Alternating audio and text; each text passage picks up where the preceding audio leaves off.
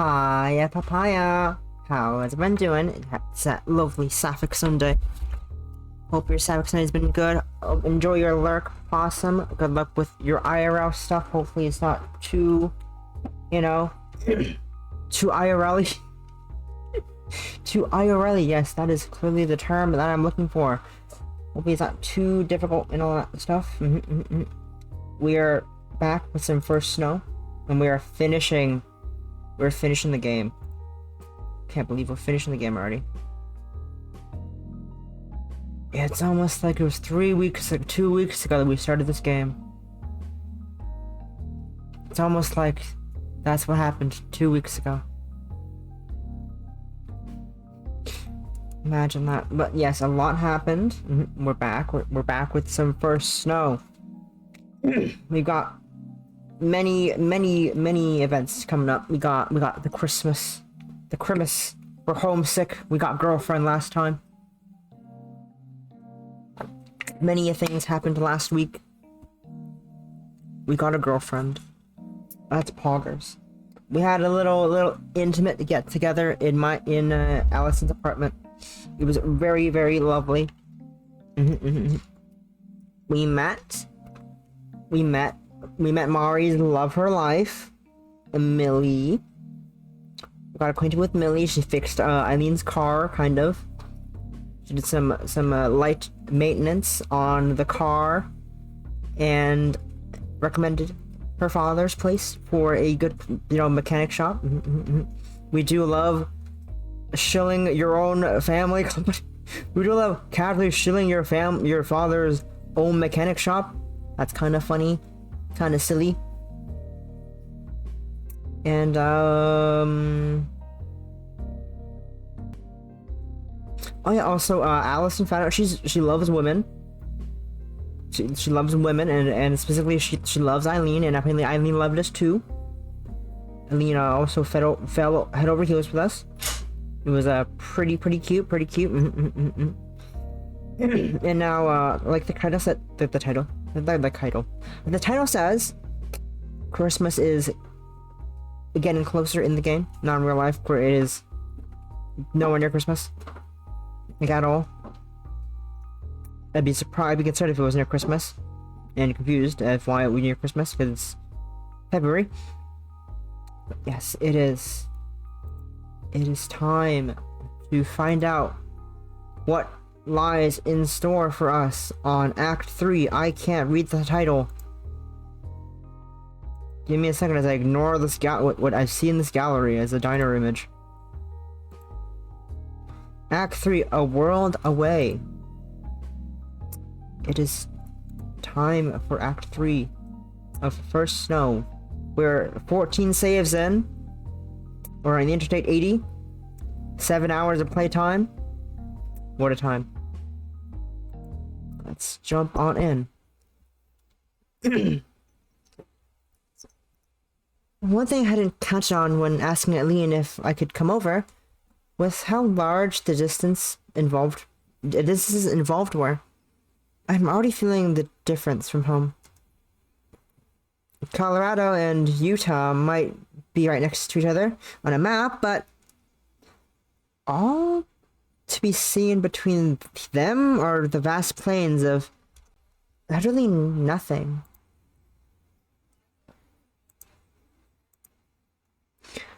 With noon approaching and little else around for miles as we motored down the endless strip of tarmac, Rose made the executive decision to chance this place for some lunch.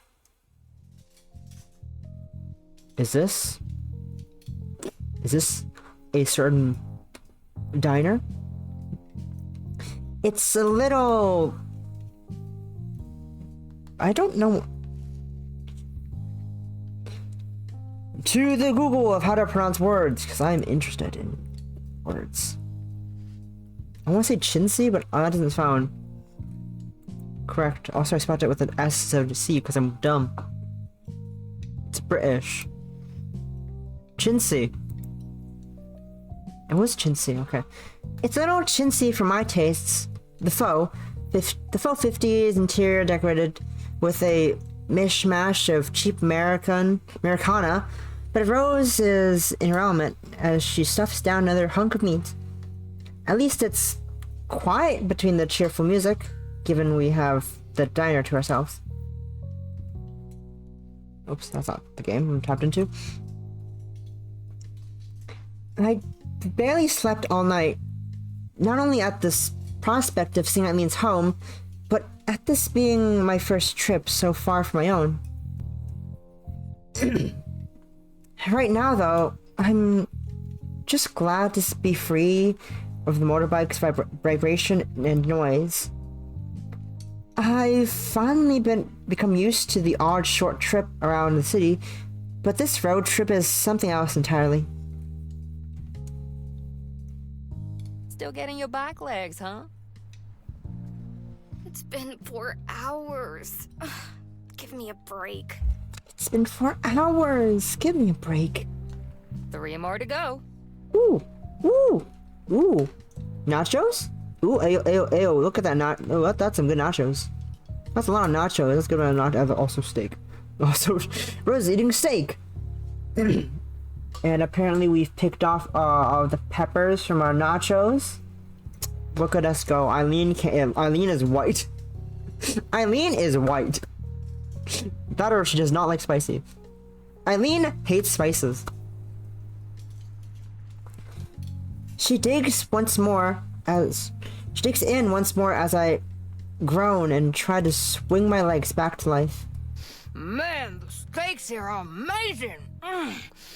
You're missing out. I think I'll be fine.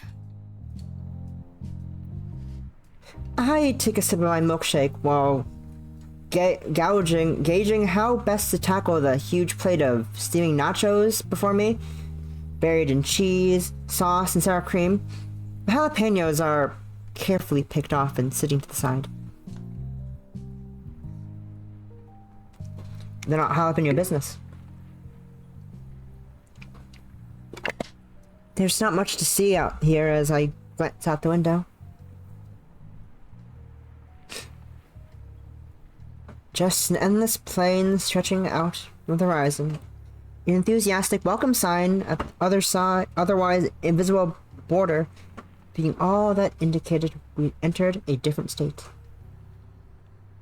Okay, no, this is not the Bell House. I'm sad. This is a random diner in the midst of the border.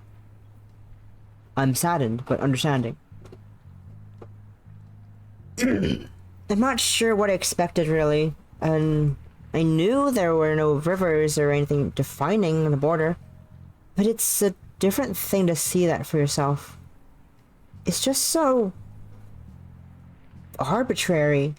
A line on a map, nothing more.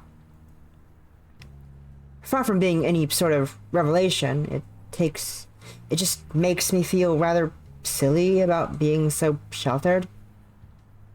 This all probably barely registered to Eileen as she drove along the lonely highway.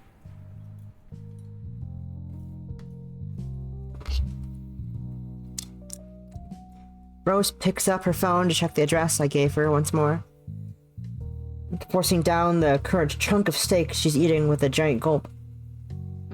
Still have a while to go, huh? If it's as close to the big city as you've said, we shouldn't have a problem finding the place. So, she's never told you anything about her home? Her family? She mentioned her sister once. She scratches the back of her head as she thinks. I don't mean to pry, but I still don't get why she'd come all the way from outside the state to live in Utah. Not that I have anything against the place, I do like it, but it's not exactly where I choose if I were her. She has her reasons, I assume. We're gonna find that later. Probably not good, probably not like... There's good reason, but probably not like, you know, happy Coming reasons. here just for a community college? That's the part that gets me. I'm not exactly an artist, but from what you've said, she could probably get a scholarship at a proper college. Sounds like she could probably afford tuition even with that one. Rose looks to me for answers, but I have none. When she puts it that way, there are vast stretches of Eileen's past that are totally black spots to me. She leaves me to stew a little as we eat our respective meals, piping up again as she chews. Remember when you asked me about my family a few weeks ago? And I blew you off?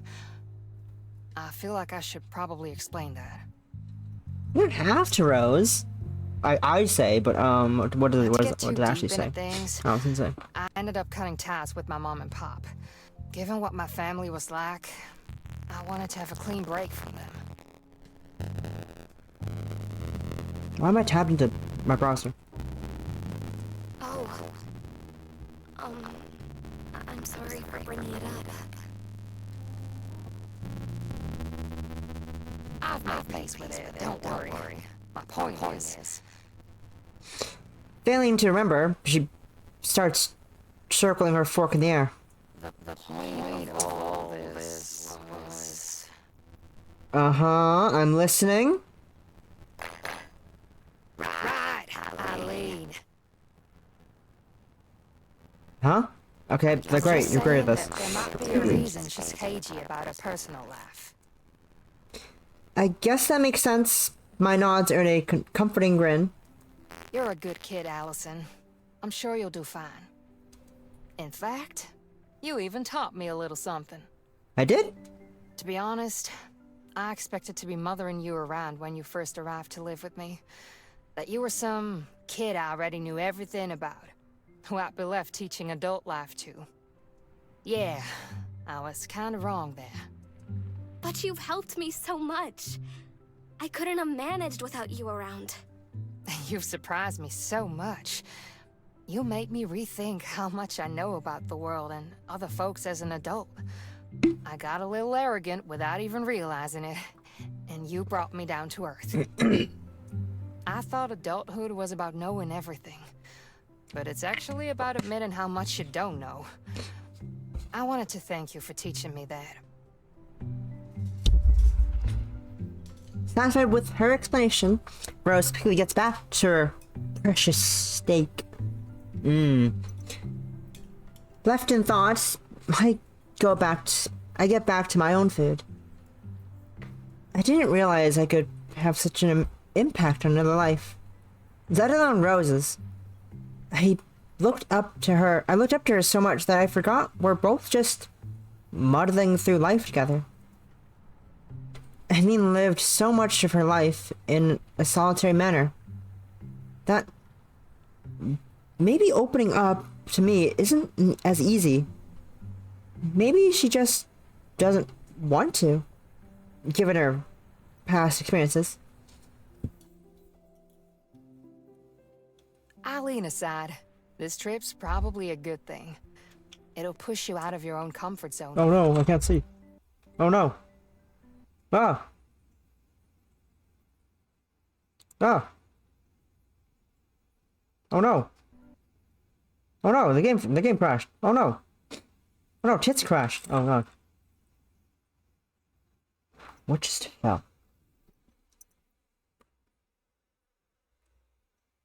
Oh no. I moved the wire and everything just started dying.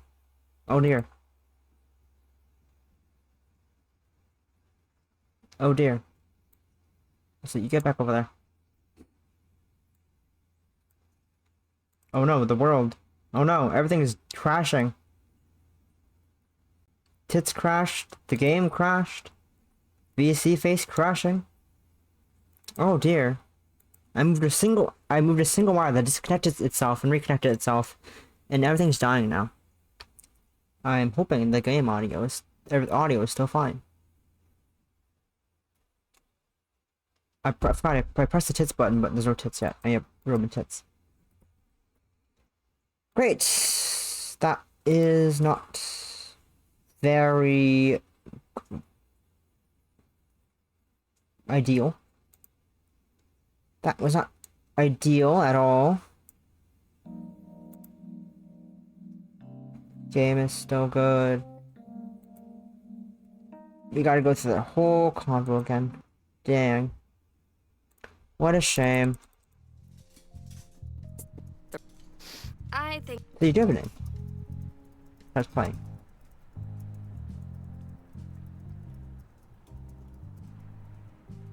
she might. The right. Yeah, I.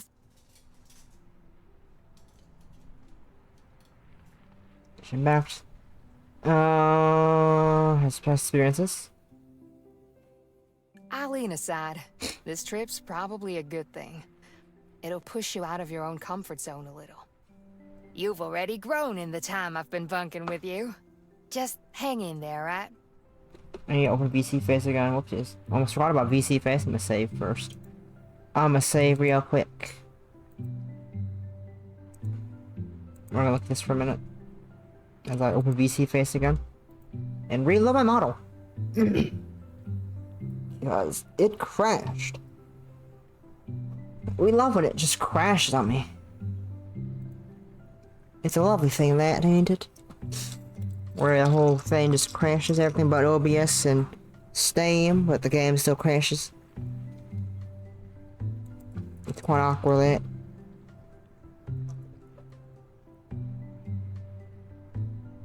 What the fuck is this video?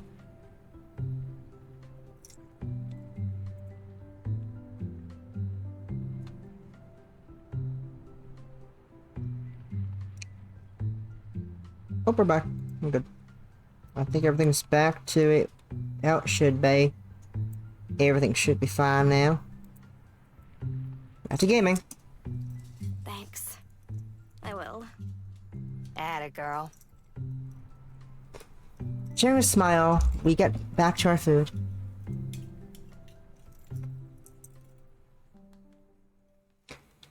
Of all the people I might have ended up with as a roommate, someone like Rose was among the last I expected. Maybe she's just the sort of person who was best for me.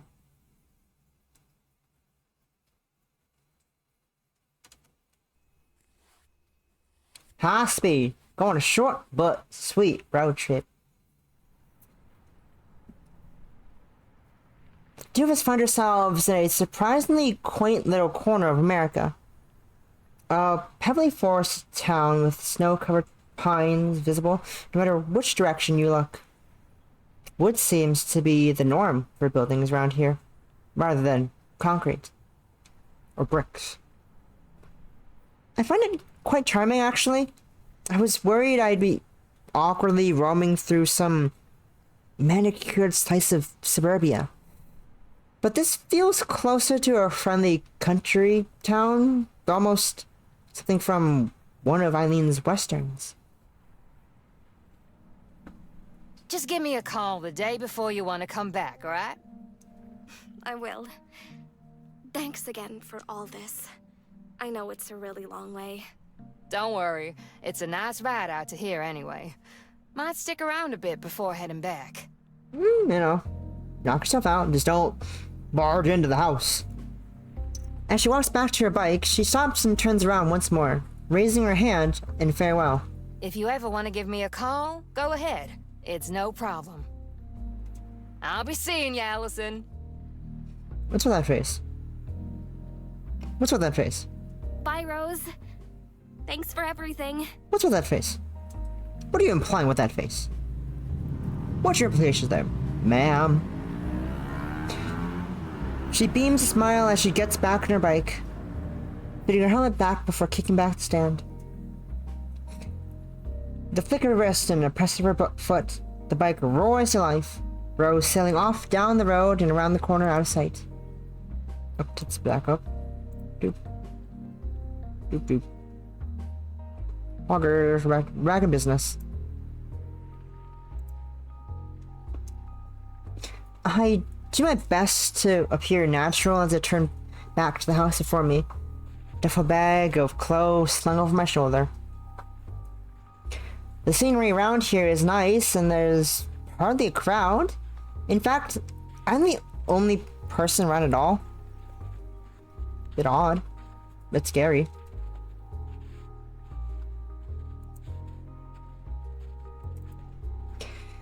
Now that I get a good look at it, Eileen's house sure is big.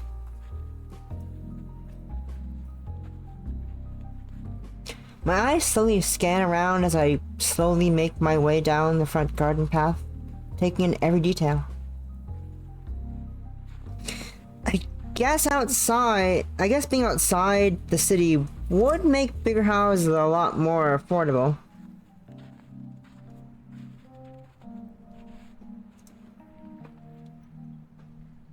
No, that smoke is in my eyes. With a gulp, I gingerly pressed the doorbell beside the solid oaken door, quickly brushing my clothes with my hands afterwards to look as presentable as possible. You know, just brush, brush. This is clearly what you do. Clearly.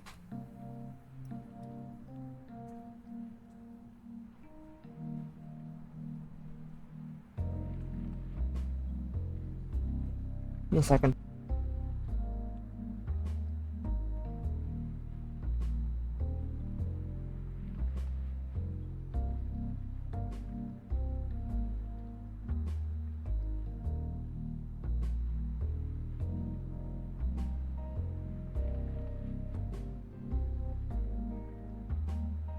I thought I heard a noise at the door. There was no one at the door. I'm fine. It is a normal day. Nothing is wrong. We're fine. Everything's fine.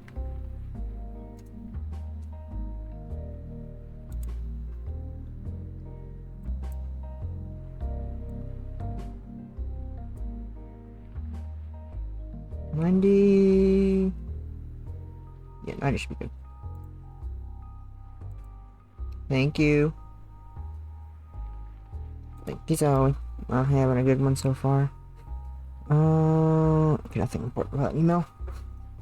With a muffled foot, even as muffled footsteps approach, I'm trying to flick a little snow off my hair. As Eileen opens the door, I'm greeted by a warm smile. That reflexive reaction at the sight of me makes me feel better already. Fancy seeing you here. It impressed me though. Why is it fancy? I made it. In the end. Enjoy the bike ride? Yeah, it was great. It was great! Oh! I don't think I managed to make that very convincing. Looking at each other, I think we both realized we're just making small talk at the front door. She leans forward, the two of us sharing a momentary kiss before she nods for me to come in. It's strange how such a simple action can feel so nice every time. My heart skipping even from the most gentle peck.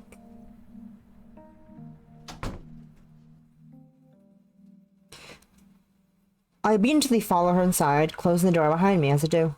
Dad, she's here. Eileen's cut off by a sound of socket footsteps on the carpet, rapidly approaching.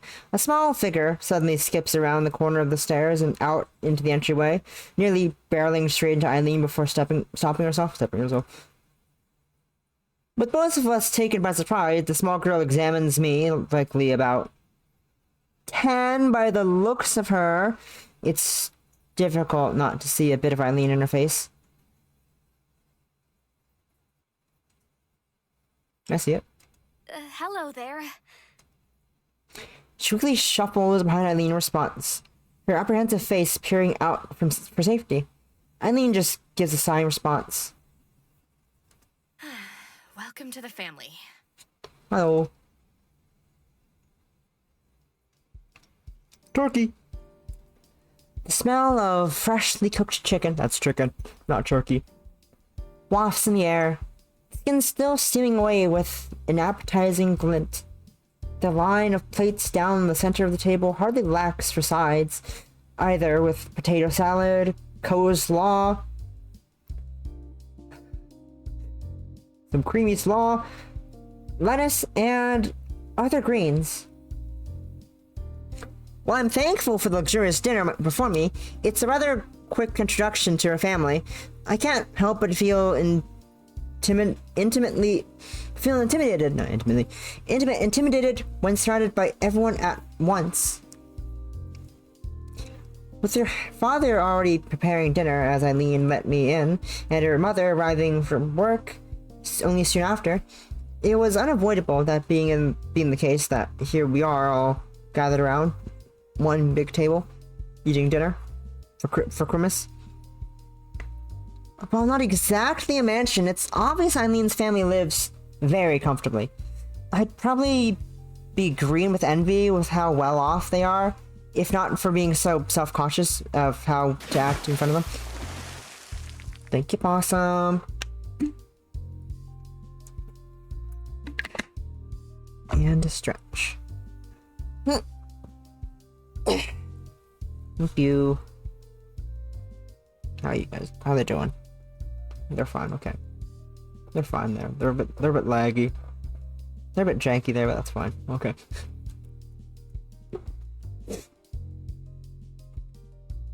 I suppose some proper introductions are in order now that we're all together. Did I skip something? I think I skipped something real quick. No, I didn't. Okay. I thought I did. I did not skip anything. I suppose some proper introductions are in order now that we're all together. I'm Eileen's father, Andrew, and this is my lovely wife, Elizabeth. A pleasure. And you would be Allison? What are you talking about, Possum? Oh, yes. Allison Merlot. My nerves seem to amuse her father as he gives a reassuring smile. This isn't a job interview. You can relax. Are you sure it's not a job interview? You sure? Right, yeah, sorry. You sure? I let out a long breath to try and relax a little, though it doesn't really work. Well, now, let's dig in. I'm no chef, but it hopefully shouldn't give you food poisoning.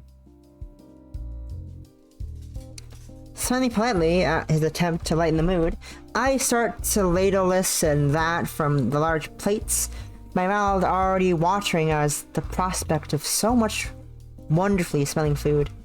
Rose might be many things, but she isn't a cook. Satisfied with my selection of meat and salad, I pile some potato salad onto my fork and tentatively take a taste. My reactions seem to draw some smiles as they make progress on the meal, but I'm so enamored with the food I can't help but keep going. It's nice to see Eileen's already made friends in college. The food's been drugged. Allison, run! The food's been drugged! You're gonna be addicted to their cooking now. Why are you so pissed, child? Child, why are you so pissed? Child, why are you so pissed off, child? Child, what the fuck you doing? Also, this guy, child. A brief panic comes over me as I realize we haven't talked this over. Is she out to her parents? Are we going to play this as simple friends? As I mull over how to handle things, Eileen's voice cuts through. Allison's my girlfriend. I probably should have mentioned that earlier.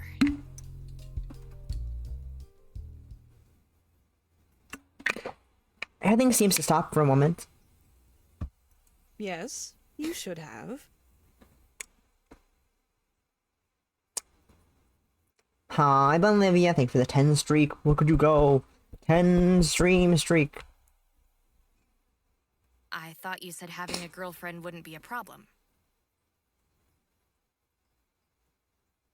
You know that isn't what I'm talking about. This isn't the first time you've kept us in the dark since moving out. I have to admit that I can sympathize with her mother, which puts me in a delightfully awkward spot.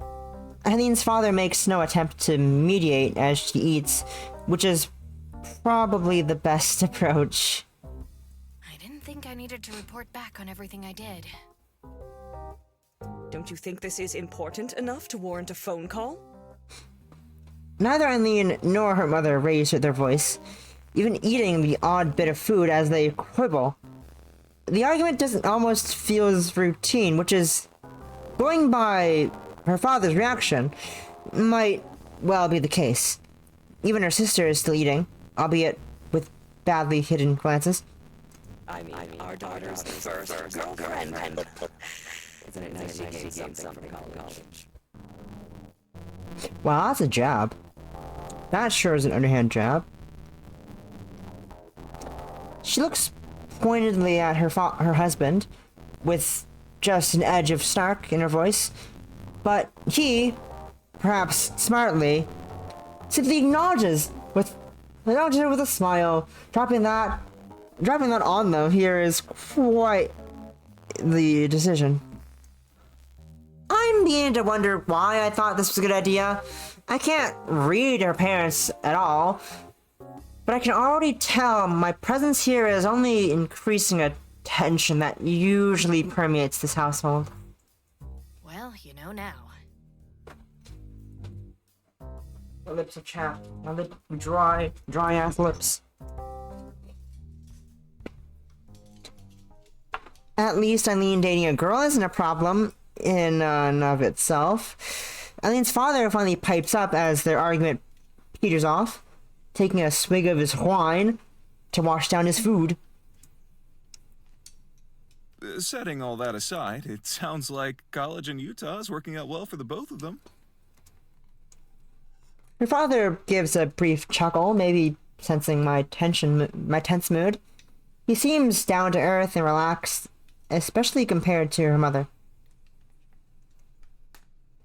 That said, I get a vague feeling of being a foreigner, and not just because I'm in a different city, as if there's a certain social etiquette that I'm not quite aware of, but everyone else is following naturally. Quite. So, tell us about yourself, Allison. Well, I am a major in something. A major in something. Attention now focused on me, I freeze up. I must have expected this would happen, would come up. Judging by their conversation, Eileen probably told them nothing about me. This feels like introductions on the first day of elementary school all over again. Let's see. I go to the same college as Eileen. I've lived in the same city my whole life, but I moved a little closer to campus before semester started, so I'm still getting used to that. Mm-hmm. So, you're an art student, like Eileen. So, you're an art student. Wow, okay, so we hate the arts in this household. Fuck you. Oh, no. I'm nowhere near her level. I'm actually on a science scholarship.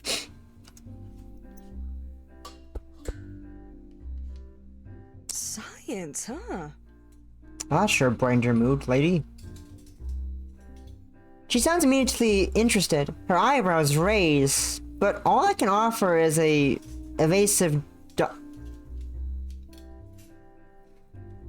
Mario, get back over there. Thank you. An evasive dodge. I don't know how to say that. I'm not really excited about it, even if I apparently have some talent. We are in the art club together, though. We met through the mutual friend who made it. I see. Her previous curiosity suddenly hits a wall, her entire demeanor changing. Did I say something wrong? The abrupt change in the tone completely breaks my train of thought, unsure whether to continue or clear things up.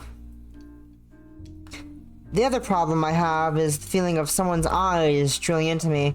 Eileen's mother notices as her eyes shift beside her, hand holding the little girl's back to reassure her. Come on, dear. Be polite. The effort doesn't seem to move her. The girl resisting as her suspicious face shrinks behind her dainty, patterned child's plate. Don't be silly. My name's Eve. Nice to meet you, Eve. That's a lovely name. I keep smiling, but her pouting shows my charm offensive isn't working. Once again, Eileen comes to the rescue, speaking up as I try to think of another way to overcome her distrust. Are you going to be like this all night? Eve just huffs and starts shoveling food in her mouth. Sides of her spoon and the table before her makes the attempt at seriousness look more amusing than anything else. Don't mind her. She'll come around. She might say that, but I was hoping her little sister might be a little warm towards me. At least her mother has given up questioning me for now. Oh, I almost forgot to tell you. The spare guest room's just been cleaned out a few days ago, so you can use that while you're here. Does Eileen want me to sleep with her in her room? Thank you very much. I'm really sorry to impose so much on you. You have charm going for you. Wouldn't you say, Eileen? Yes. Eileen grimaces. Her mother embarrassing her in that particular way. Only a parent knows how.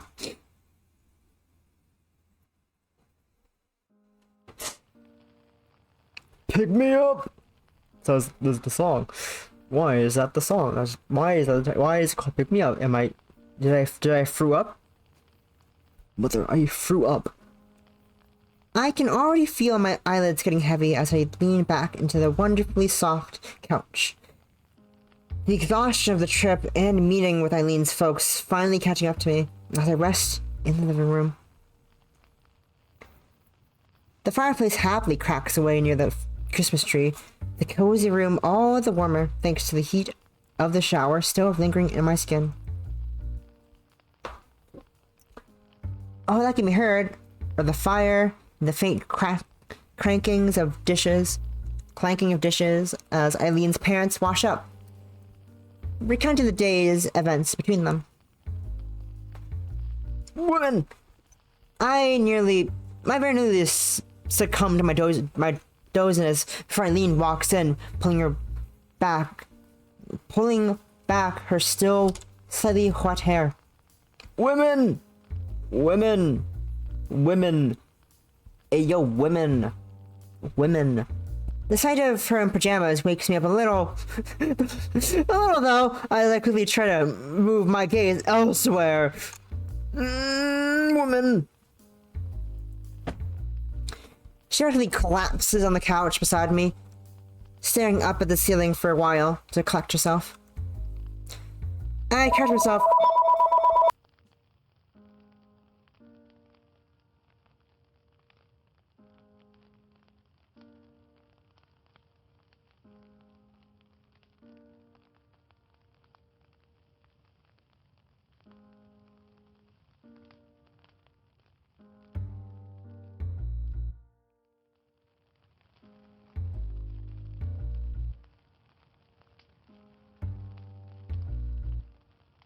I am back. Where's the game? I catch myself staring at her. But she doesn't show it.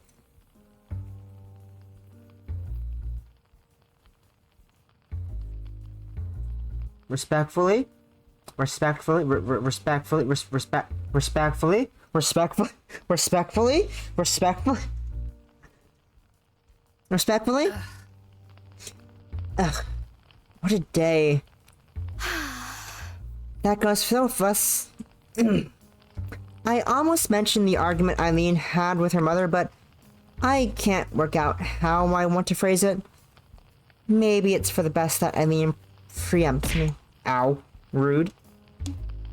So, how was the trip, now that we can talk properly? Respectfully. The times we stopped were good. You're braver than I am. Couldn't pay me enough to get on one of those things. Come on. I'm sure you'd be natural at it. No way. Your roommate's crazy for using it as her only transportation. Your parents seem nice. Eileen just shrugs. I wish they were a little more subtle. About what? Being so specific that you'll use the guest room, not mine. My cheeks flush scarlet as I connect the dots. Huh? Did you just realize what that was about? Oh! No, but I'm so embarrassed to talk about it. Eileen finds amusement in how flustered I am. I bury my face in my hands. Never change. Never change. If I had lied and said we were just friends, I wonder if they would have been so adamant about the two of us not sharing the room. I peek at her from behind my hands. I don't really know what to say. I don't know enough about her parents to say anything. Maybe that would have been better, huh? Her phone turns as she leans in toward me. I can feel my face get redder. My hurt burns my chest. All I can do is lean to meet her. And then close her eyes, our lips meeting for one brief moment before the child. As I pull back, the two of us look at each other and smile. Partly from happiness and partly from our sheepishness. It's going to be a while before this comes naturally, I guess. As I watch her though, Eileen's face slowly collapses with frustration. What's wrong? Everything's wrong! Eileen makes no secret of her displeasure as she sighs and takes to her feet, confronting the small and very unhappy girl before us. It stings to be so close, only to be interrupted. I was joking about Eve interrupting us, but I guess this makes sense. This is very cliche. Eve. Eileen's sister takes a little notice, directing her pouting towards the object of her annoyance. Me. She's my sister. I finally get to play with Eileen after so long, and you keep hugging her. That's what dating is. Wanna play, do you? Eileen flits behind Eve while she's busy ranting to me, bringing her arms around the child's midsection, lifting her up against her chest with ease. As Eve finds her feet dangling a couple of inches from the carpet, she begins flailing about to grab a foothold. Let go of me! Wow, you haven't grown at all. That'll definitely help her calm her down, Eileen. Yes, taunt her. To no surprise, the two start fighting, Eve's slight body jerking this way and that as Eileen plants her feet and refuses to let go despite her squirming around. I'll tell Mom on you! And what, she'll ground me? I don't live here. Eve fruitlessly continues to struggle, arms and legs flailing about in the air. For all of her frustration and growling, her acting out just makes Eileen all the more amused as she teases her little sister.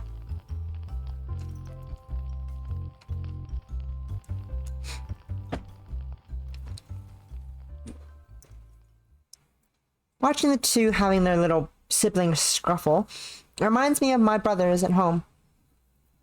For the first time, my nerves about being here fade a little. Oh, yes. The guest bedroom. Sitting on the side of the bed I'll be using for a week, I idly watch the news on the small television placed in the cabinet. The little speakers on the device try valiantly, but the voices are so tiny I can barely understand them. It's 10:30 in the evening, going by the clock on the corner of the broadcast. I don't hold it's weird.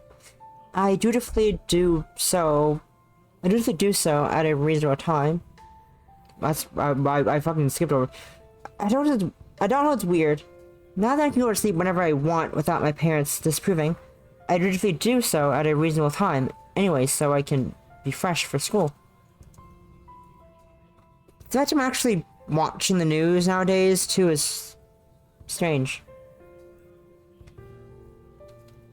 bored of the report about trucks being stuck after sliding about in the road, I let myself float back into the soft blankets as it drones on, lacking the energy to do much else.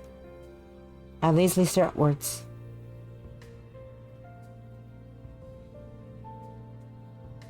Yet another unfamiliar thing above me. I feel like everything is constantly changing these days. My old home sure didn't have a bedroom, let alone one that's so nicely furnished. Here I was, thinking I'd be squeezing into Eileen's bed. Not that I'd have minded that at all. Pretty gay. For all the lovely things she has here, Eileen seems to be intentionally trying to distance herself from her parents. I don't understand it at all. She may have told me to not pry into her life, but it's hard to ignore what's right in front of your face. I quickly shuffle myself up at the sound of the opening door sliding across the carpet. With a gentle touch, Eileen gingerly closed the door behind her. I had thought everyone to be asleep by now, but maybe I should have expected her, of all people, to still be up. Eileen. She puts a finger over her lips as she turns back. We're walking up, climbing onto the bed, and facing me as I twist around. The two of us end up sitting in its center. Shouldn't you be sleeping? Same goes for you. She passed me there, far from the quiet feeling awkward. I found myself smiling at our secret rendezvous. It feels like we're kids having a sleepover. Too bad the movie is just news instead of some horror movie we snuck past our parents. You did that? Once. My friends were so freaked out we went back to the usual horrible romance stuff. There's nothing wrong with romance movies. Her face makes it abruptly clear this is a difference of opinion that'll never be bridged. I have to admit, there's one thing different to back then, too. Eileen's body is really hard to ignore when we're like this. As much as I tried to distract myself from the subject, she did sneak into my bedroom at night. What's wrong? Nothing, it's just... You're really pretty. It isn't often I catch her being bashful, but I think this might finally be one of those times. Ah! My moment of victory is brief, though, with Eileen's quick movement towards me, taking me all the more off guard. Give me a second, I need to turn quality on or something.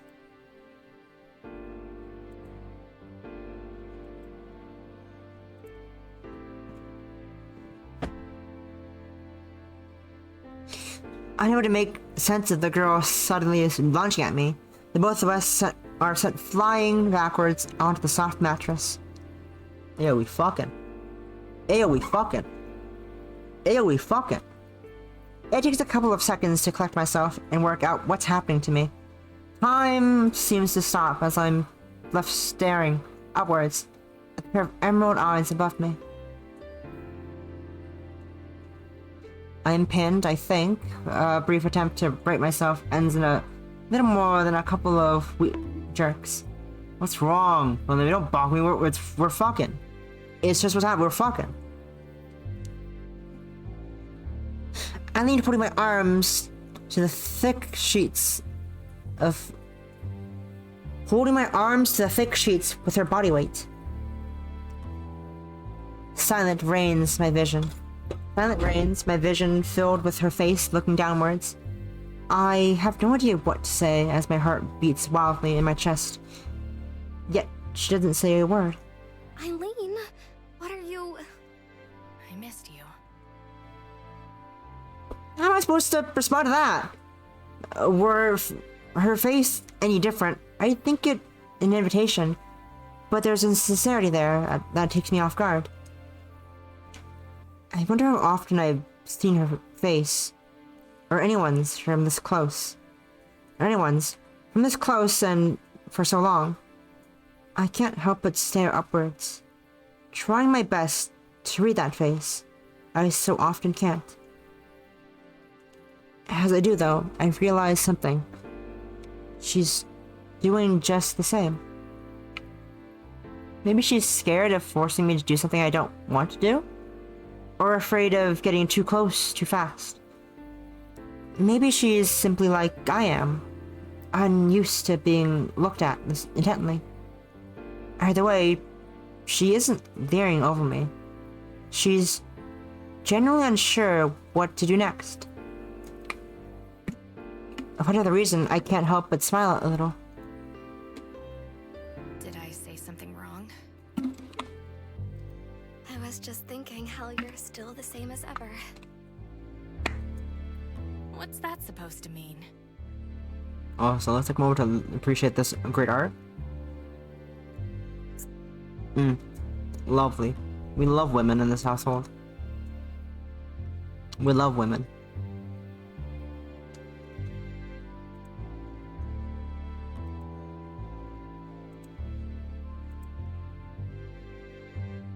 We love women.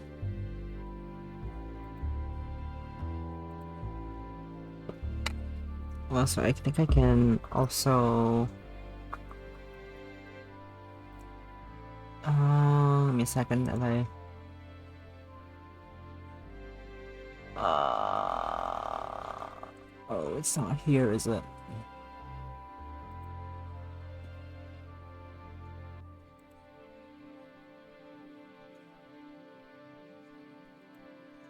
Oh.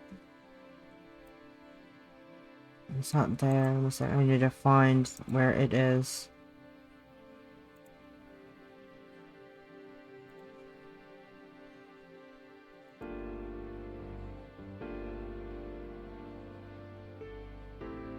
I just got rid of it.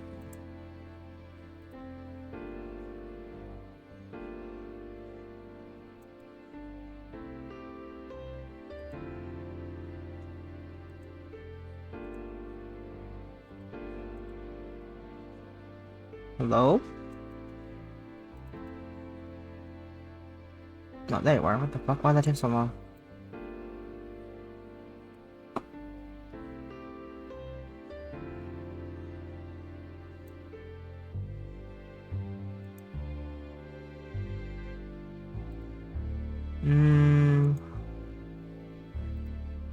Nah.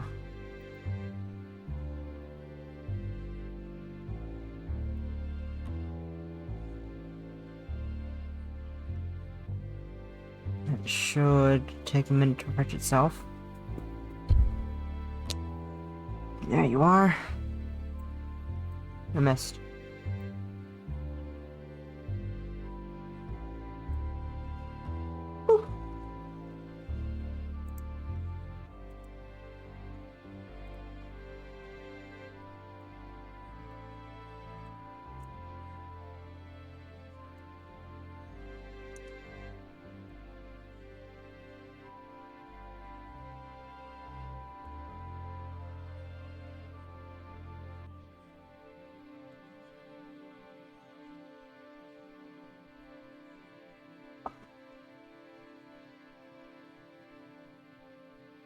I think I have to both at 2, just so they're the same size.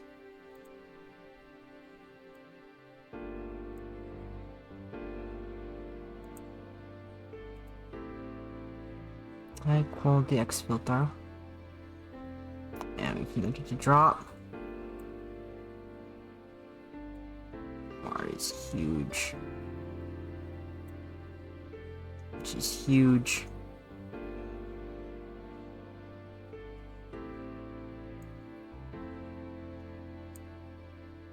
Huge.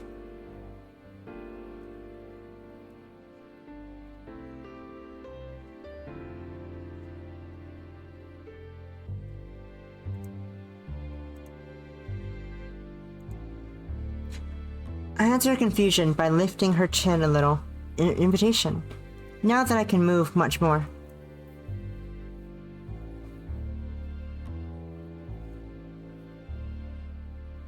Don't look, Mimo. Actually, maybe you do. Don't look, Mimo. Don't look, Mimo. It's too spicy. It's too spicy, Mimo. Don't look. How was it size? Yeah, maybe I should go back to 1. And I'll put them back to 1.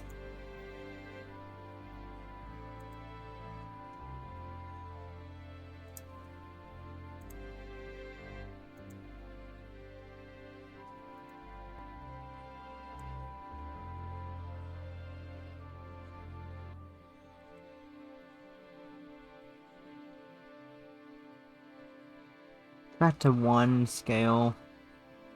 Watch as they drop. There we go. Yeah, I think 1's fine. Without any further prompting needed, she presses her lips to mine with a satisfied sigh. It isn't long before our tongues move around. Her breath tingling on my face. I squirm about roughly as the atmosphere gets heavier than before between us. Eileen easily keeping me down. It's a little exciting to be playing like this, and she shows no signs of letting up. Here comes the awkward moment when someone knocks on the door, or opens the door, uninvited, and then we're like, why'd you not knock? What if I was naked, alone, in this room? Don't ask why I would be naked, alone, in a guest room. What if it happened, though? A shiver runs up my spine as I find her thighs between my legs and my fidgeting about, my heart beginning to race with ideas of this and that. With lips affectionately breaking and meeting, Eileen barely lets me take so much as a breath. I can't help but think back to the first time we did this. Then several sharp thuds against the door and ring us out. My entire body freezes, my heart nearly jumping out of my chest. The both of us freeze up as I break from our kissing, to look over, hoping against hope that the door doesn't creak open. It's getting late, Allison. Why now of all times? I can only thank my lucky stars that we've been quiet. You learn to be quiet while fucking. But being wonder-handed turn from being seen like this is far too close for comfort. Right. Sorry, I'll go to bed soon. That was remarkably more natural than I thought I'd be able to pull off. Thank you. If you need anything, just ask. Sleep well. I'll turn the TV off now. Thanks. Good night. Good night! As her footsteps go down the hallway, the both of us heave a great sigh. The mood's completely gone as both of us look at each other. I suppose this is one benefit of Eileen having her own apartment. We don't have to worry about someone fucking walking in on us while we're fucking.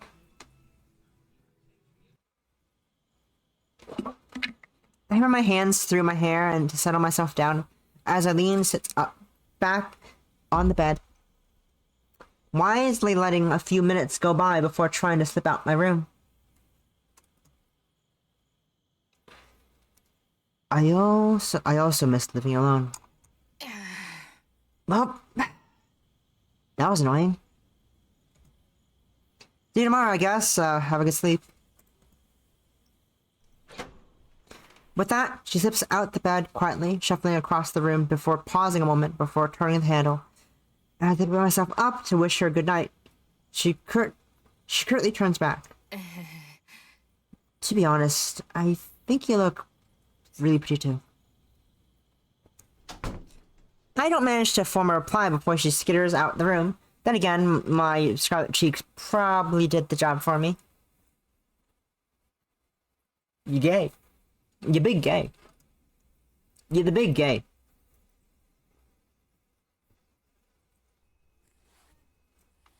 The big gay.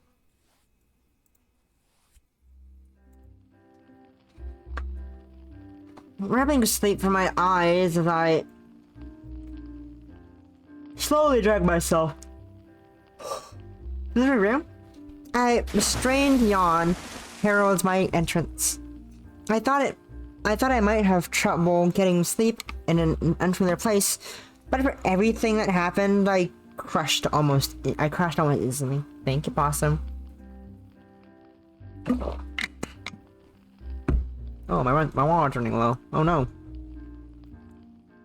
A real shame.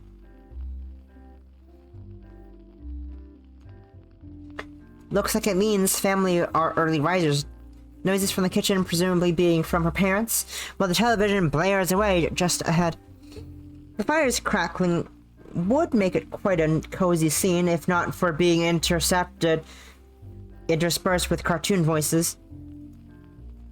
Eve sits on the couch as I glance down, already bundled up in her winter outfit, like a puffy ball of clothing. Eagerly watching the morning cartoons, her legs swing away as she happily munches on a bowl of brightly colored cereal. I can't help but smile, reminded of my own childhood. The shows and the setting might be different, but the innocence is just the same. I forgot what this simple experience felt like.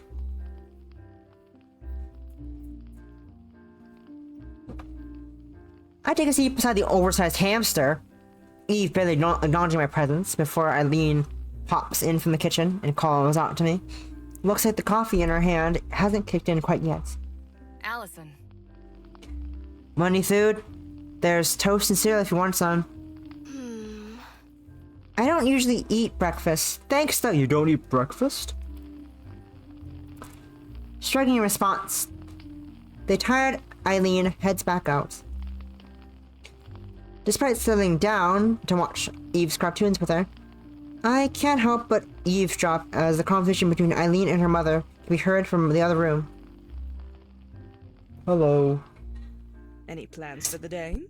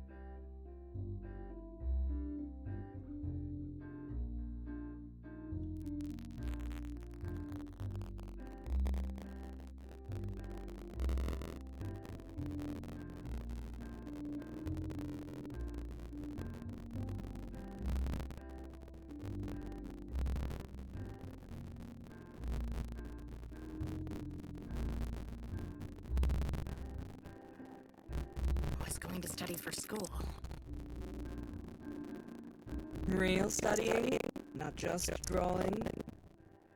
Ugh. The cartoon's loud exclamations puncture the short silence that forms Eileen's reply. Should have known. I've seen your marks from high school. I just want you to do well. Maybe you could have Allison help.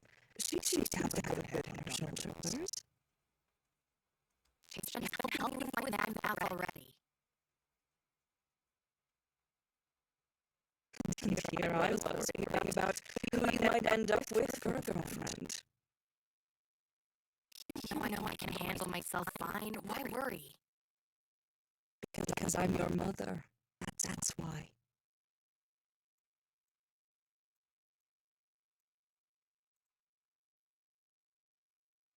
I didn't exactly sound buoyant about the comments, but I have to admit that the praise is nice to hear. I can't do anything about that, Zoe.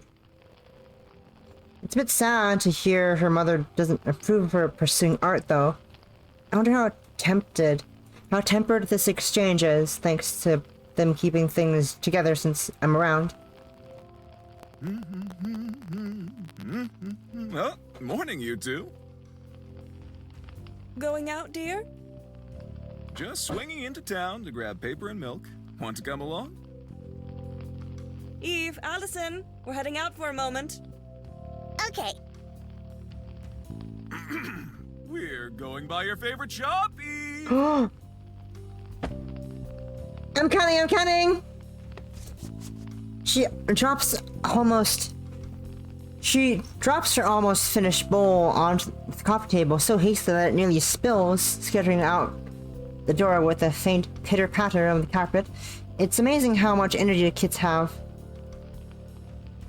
Eileen's parents give a short farewell as they escort Eve out, the girl racing out straight to the car to be a child again, filled with excitement for the next car trip or television show.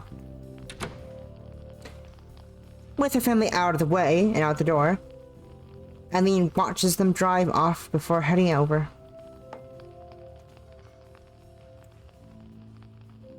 I shift over as she drops on the couch. As she drops onto the couch, setting her coffee down with somewhat more care than her sister's cereal.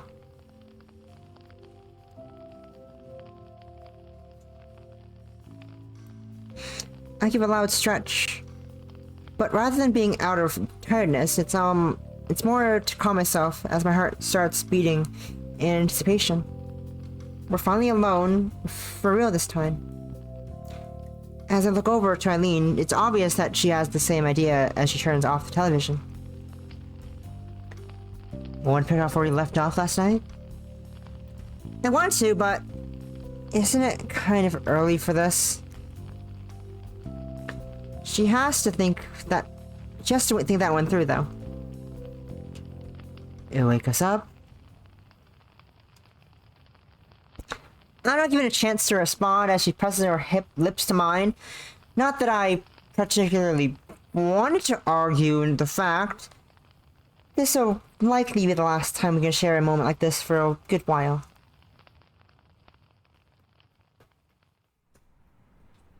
So we're sort of blasting. Snow makes a satisfying sound as I pat it down, each handful making the sphere before me that little bit larger. It's surprising how much physical work putting a snowman together is, but this is my first time making one this size. Standing out of the front lawn in the cold of the early morning, I keep patiently patting away at my creation, slowly but surely building him up. I've been wanting to make a snowman for a while now, but besides moving, studying, and hanging out with others, there just hasn't been much time.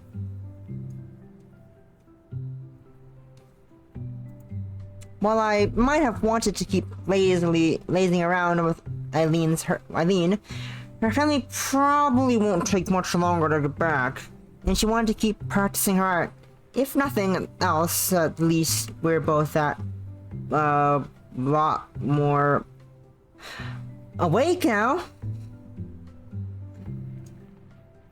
It's rather nice to be out here despite the cold, and given some much needed time to unwind, I think I'm living up to the expectations of Eileen's family, but living in another home under the gaze of strangers is still stressful. Not that I'm alone out here. The odd squirrel flits about in the distance between the trees, and birds can be heard chirping away in the pines. I wonder if Eileen, for her love of the outdoors, appreciates the sounds of nature around here. Even if you're the only person around, you're never really alone.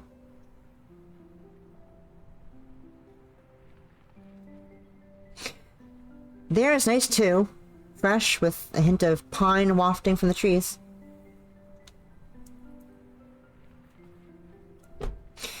It's only when a car door clangs shut behind me that I realize I've become so distracted from my surroundings.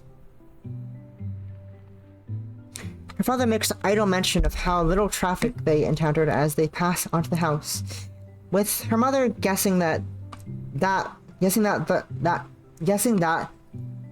cars must be going in the direction of the city instead. Guessing that the cars. Eve bounces out of the car after them, before stopping to spy on what I'm doing. Ah, a snowman! Yep. Never had time to make one back home. Want to build one too? Yeah! Needing no further prompting, she enthusiastically rushes past me, crouching down, pushing together snow with her tiny gloved hands.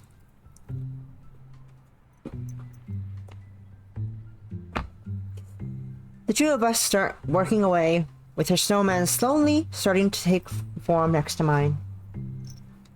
There's almost a therapeutic feeling to it. Relaxing outside as I see the large snowman coming together with each little step.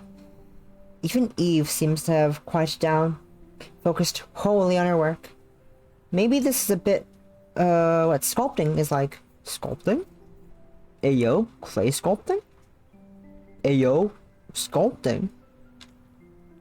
Imagine sculpting.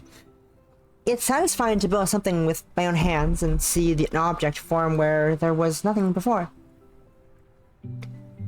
Looking over to Eve's snowman as I go, I'm impressed with how quickly she's managed to get something together. The slightly lopsided figure roughly equal to her height. Look at that thing. Wow. You must have lots of practice.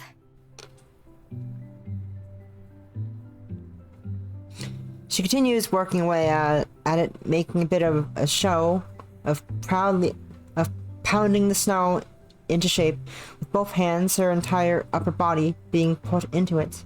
Eileen taught me how to make snowmen.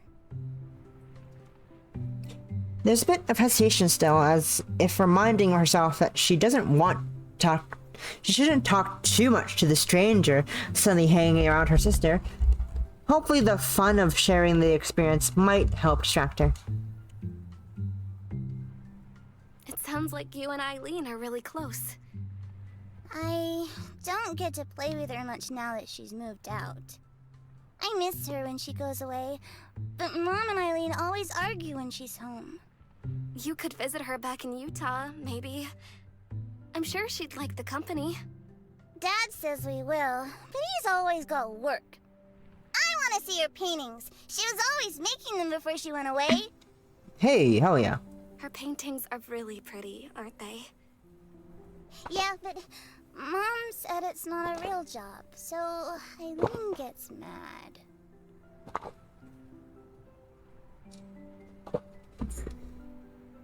What about Dad?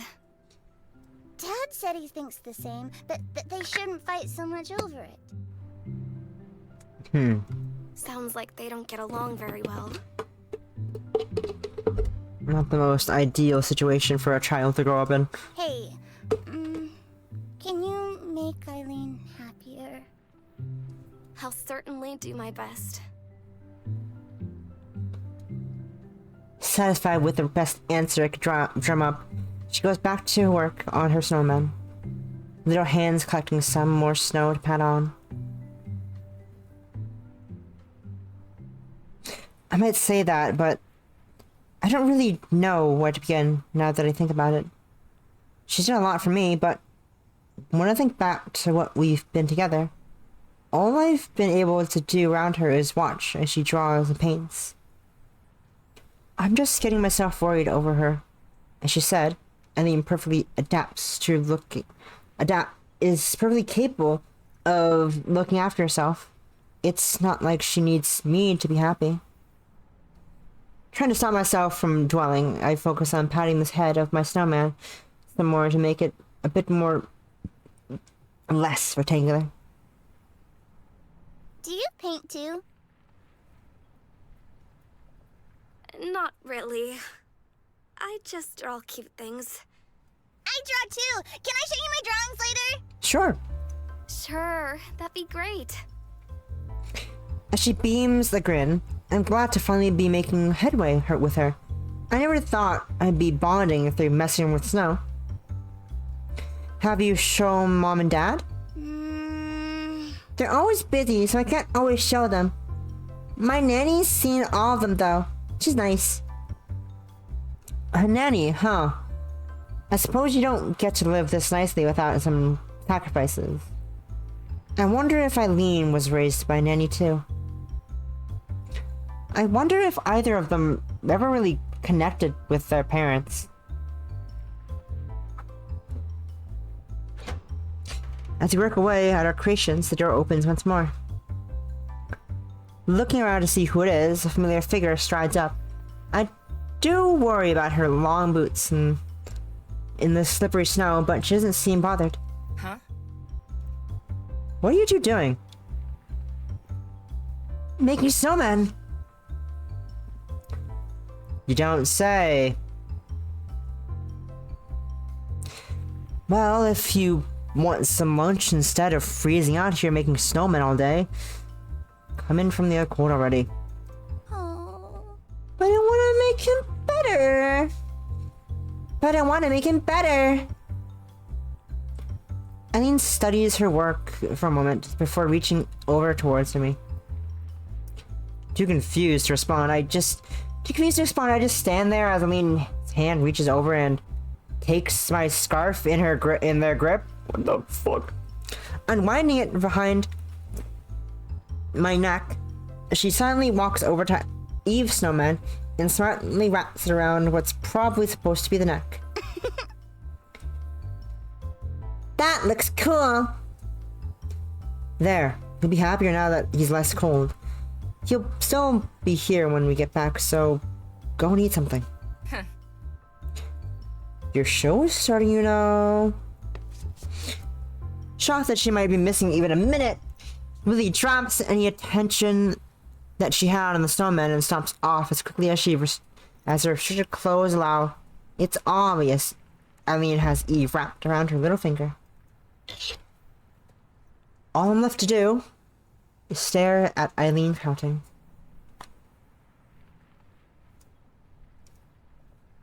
You can grab your scarf back when Eve gets bored of making him. I was going to use it on my snowman. Seriously? I swear, you're worse than her sometimes. I love when gays are being gay. I love when the gays are gaying. Don't you? When the women's be gaying? Okay, I'm gonna save real quick. And I'm gonna do a quick dehydrate. Be right back.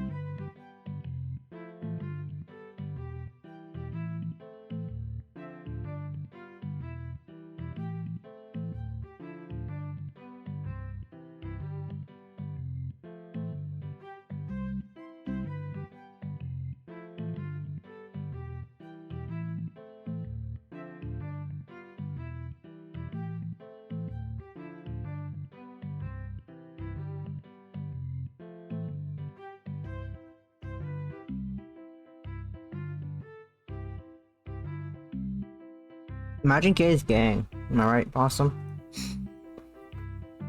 I hope y'all were behaving. Not being degenerates.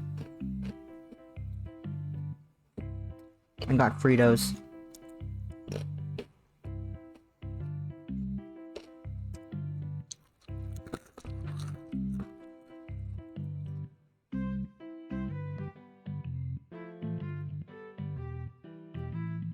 Oh, I just got a flash of... Oh, I just got a flash of Blake Belladonna real quick. And I'm just tapping out. Tapping back into the game. I'm just flash of Blake. Imagine getting flashed with Blake Belladonna from Ruby Ice Queendom. Kinda cringe. Kinda funny. Wanna see it again?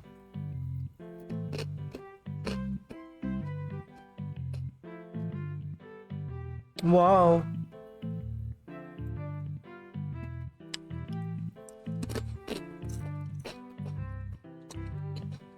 The sound of Saturday morning kids shows fill the living room as they walk back in, each hand carefully balancing a bowl of cereal. Eve sits quietly, wholly focused on watching television. But she still has something of a work in progress. She seems more content to let me hang around now, even if she doesn't engage much. Maybe simply being friendly company is enough for her.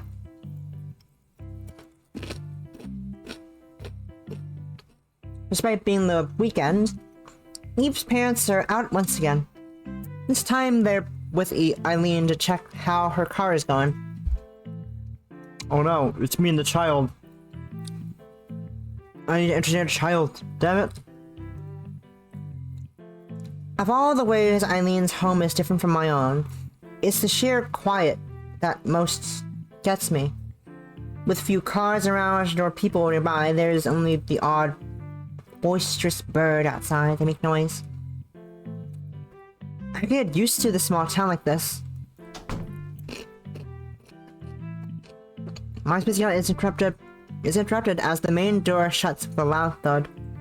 A familiar figure strides past. Hey. Welcome back. How's the car? It's fine. It's fine. We're heading out once Dad's finished poking at it, by the way. Sure. Where are we going? You'll see.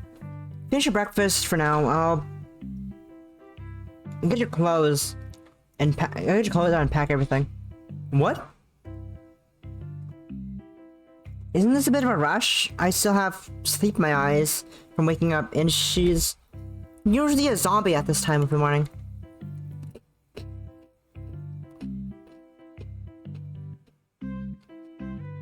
Still standing around with bowls in my hands, I hold them out and look down, checking that I'm not going crazy and did actually dress myself this morning. But I'm already dressed. Not for where we're going.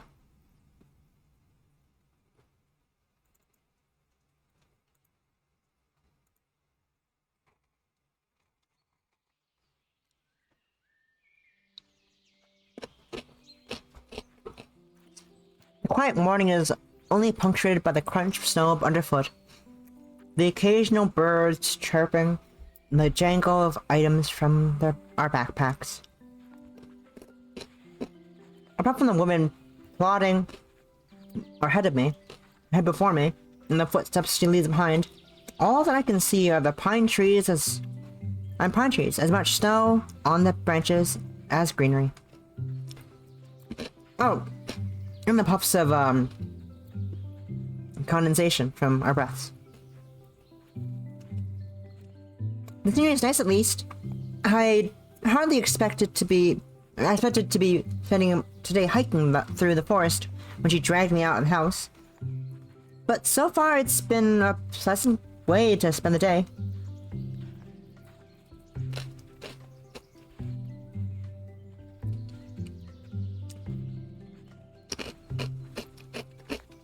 Tired as my legs may be, Eileen's pace doesn't falter. Taking clothes she lent me, hanging off my frame, but I suppose that should have been expected, given our height difference. They're comfortable though, and most of all, warm.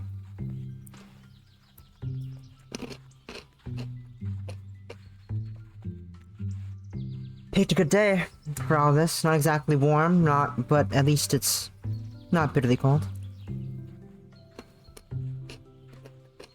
She does this with all the care that one might give when looking out the window for a morning.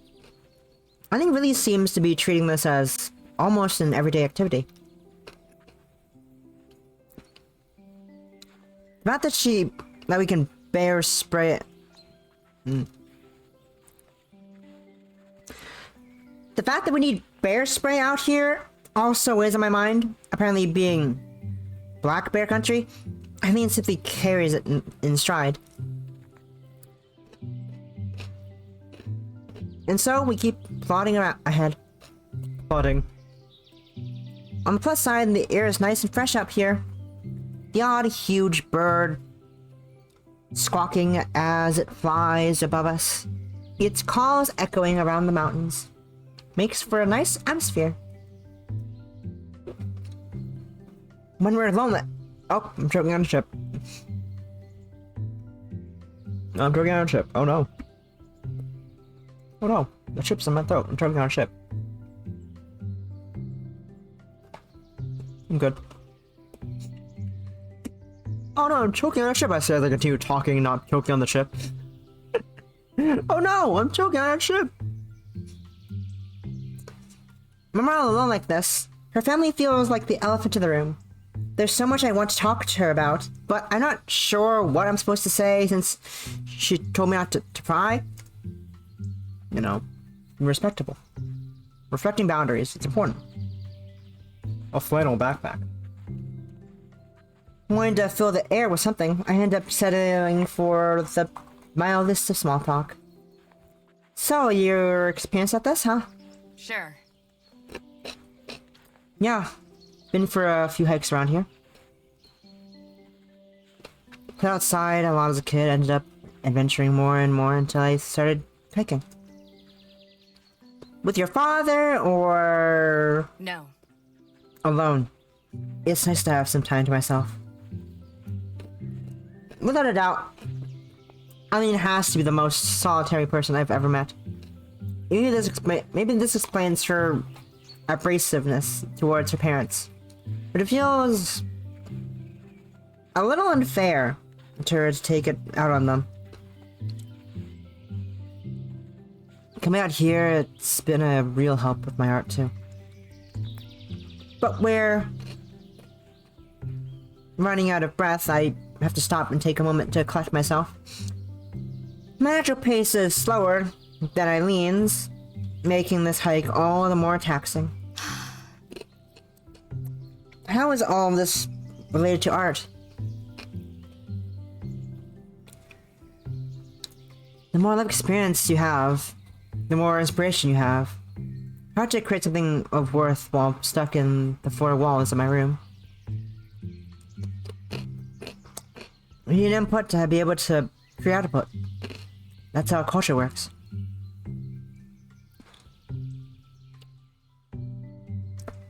Thinking on her words, as I turn and start moving once more, Eileen's voice calls out, Allison. "Watch out, there's a stone there." I look at my foot, quickly stepping around the dangerous trip hazard. If it weren't so big, I'd move it out of the way for future people to coming up here. I took this route as a kid. It's probably the easiest way to make it through this area, but just have to keep an eye out. My breathing heavy, I come to the grim realization that Eileen must have been far more fit when she was young than I am now. Sorry. I'm a total city kid, I guess. You're pretty smart, but you can't just pick up everything from books and internet, you know? I don't really know how to receive that half compliment, half criticism. Is this where Eileen picked up her independence? Hiking in the woods alone? It's not like it's bad out here. The air and sounds of everything are nice. I just can't imagine doing this alone. And not just because I'm barely being pulled along as it is. Do you think maybe we can rest soon? Going by the frown on her face, Eileen is clearly disappointed with my request. We barely started. There's a resting spot I want to reach, but we can't stop every few minutes if we want to get back by sundown. Just how far does she plan to take us?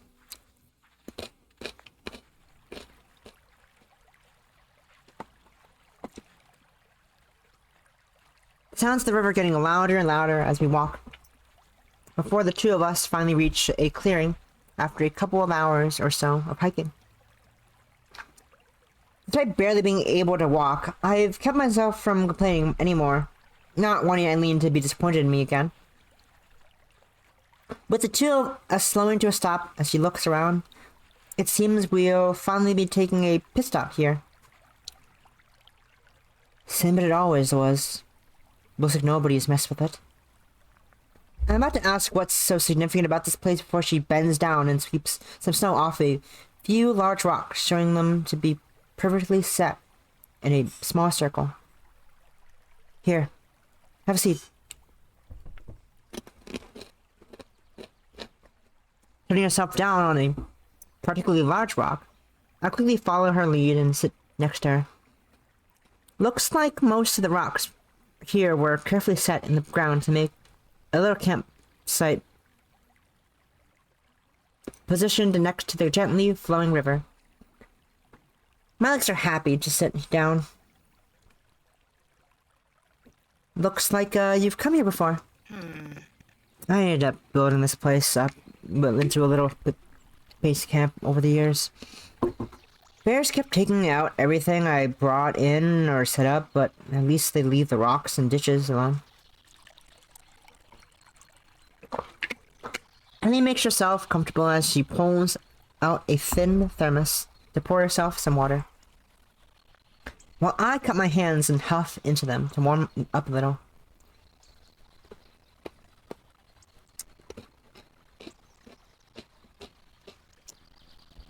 The two of us settled down to recover for a while. I listened to the sounds around us. It's so different to my own home, with the sounds of cars and crowds replaced by the rivers. The river's slow trickling and various birds and other wildlife. Somehow it isn't a surprise that this is the kind of place Eileen would like. As she sits out here, thinking to herself, she looks like part of the scenery, just as she did in her quiet art room, at least until Caprice and I made it decidedly less quiet. Then there's me, in my own oversized clothes and labored breaths.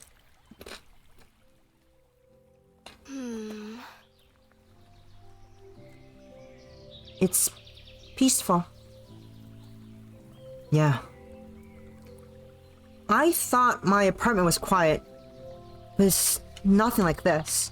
Huh? Your place wasn't quiet at all when I was there. Constant cars, construction, and people walking by. I'm not like you. I've only ever lived in the big city. I was worried about being so far from home, but I think I liked here. Playing with Eve was been fun too. Your family has been really nice to me as well. Eileen's face sours, making me immediately regret adding that last little addendum, or more to the point, that lecturing tone. I want to understand her, but she only gives me some small pieces to work with. not enough to puzzle things together. I knew my sudden intrusion into her home would be at least a little awkward, but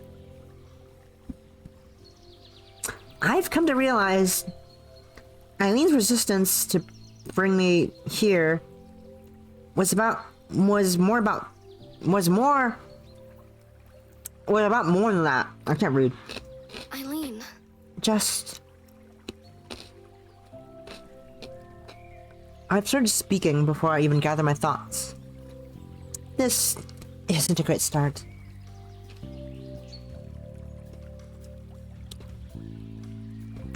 Just...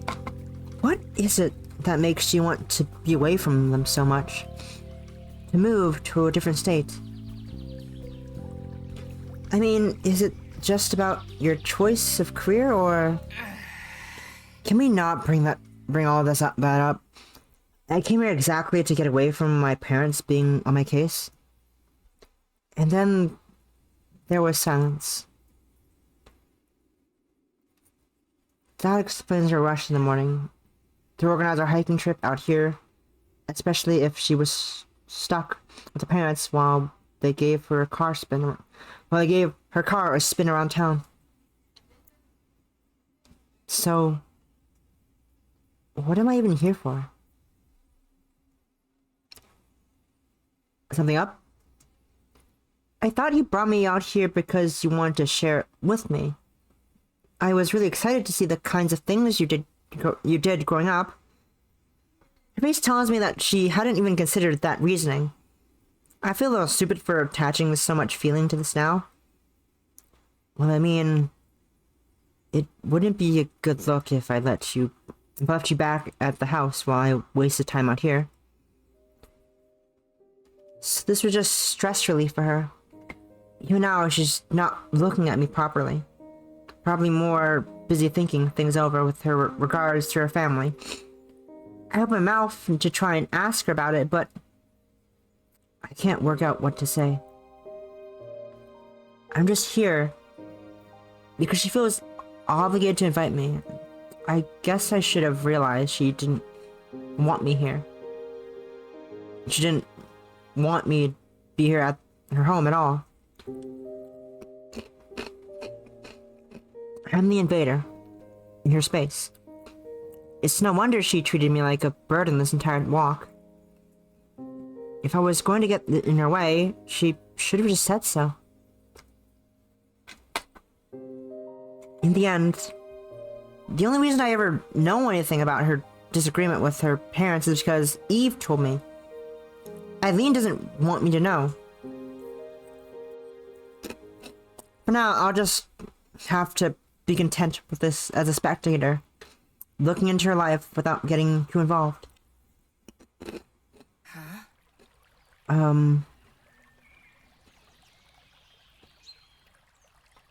I quickly look at her, but rather than acting contrite, she's pointing at my left side with her gaze focused.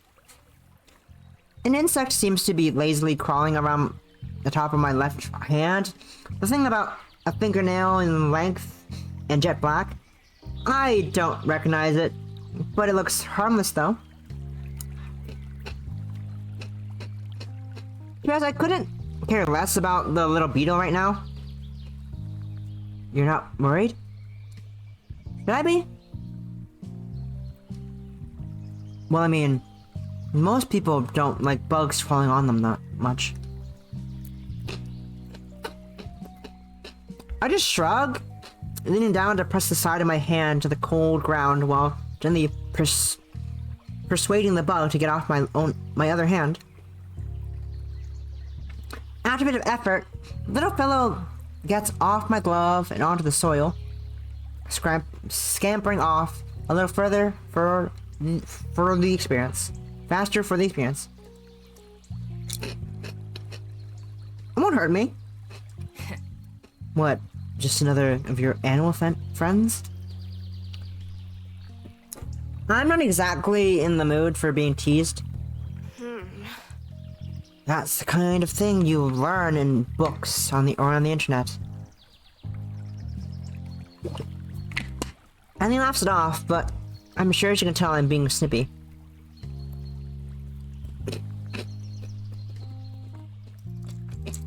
With that, she stands up, putting her thermos and cup back into her backpack before dusting herself off.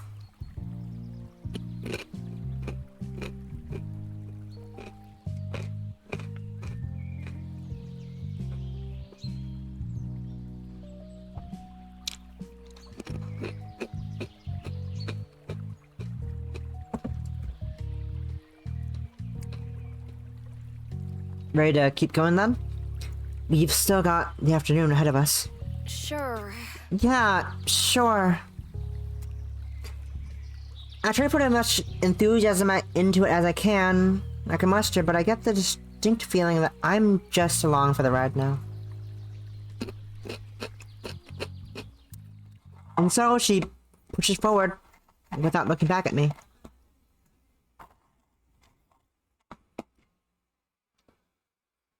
This is always where I am with her. Whether I'm watching Eileen paint or watching her hike, I'm always far behind her, with eyes to her back.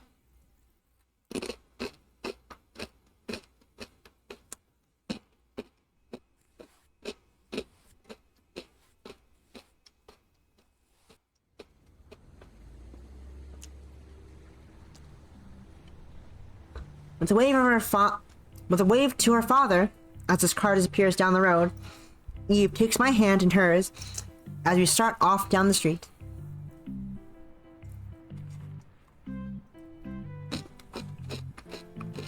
With another particularly nice day, and Eve needing to burn off some energy, we decided to take a grand tour of the local town. Her pace is thankfully slower than her sister's, with my sore legs needing to rest after the excursion yesterday. Excursion. Where's my cursor? Here it is.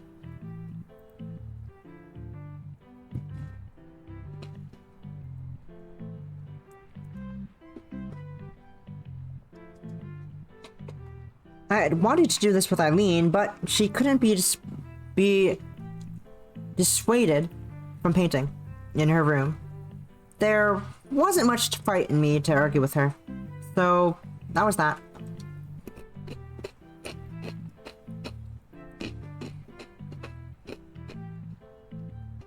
Maybe some time away from her is for the best. Even people who like each other sometimes need a break, I think. The old wooden storefront hardly... The whole old wooden storefronts hardly loom over us, being mostly just a couple of stores, stories tallest themselves, dwarfed by the forested hills behind. Strolling around is a much nicer way to take it, and then clutching to Rose onto the back of her bike. What? You mean holding on for dear life is not the best way to experience a city? Who would have thought? Not me. It's nice here. Kind of boring sometimes, though. Thinking about it, I could see that being the case for a child. The people out and about today are basically all graying old folks hobbling about as I look around us. Such a pleasant atmosphere has its downsides.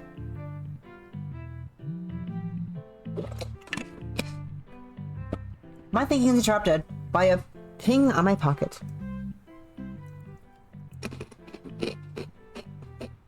Now just stop for a moment, I pluck my phone from my pocket and unlock it.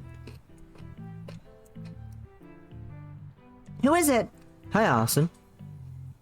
How are you going? How are things going? I think this is Rose, probably, or a random person. I don't know.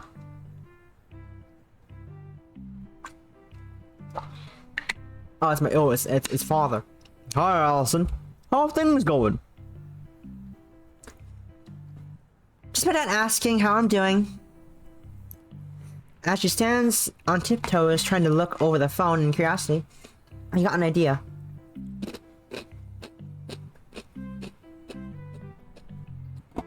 Crouching a little and bringing the phone level with her as she sets herself back down, I try to hold it steady. I'll send him a photo. Stay still. In response, Eve fixes her posture, stand up prim and proper. Dusting yourself off to look as good as possible. It's charming to know how seriously she takes this. With the tap and click, the photo saved and quickly sent to dad. That's a message.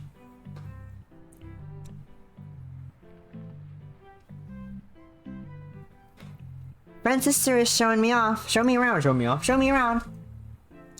Sounds like you're having fun. Yep, yay. How are things there? Back home, safe and sound. Your brothers are driving us nuts. We'll be glad to have you back. Like things are the same as ever. See you in a few days. Miss you. Or take care. Enjoy the last of your trip. I smile and lock the phone once more, sending it back where it belongs.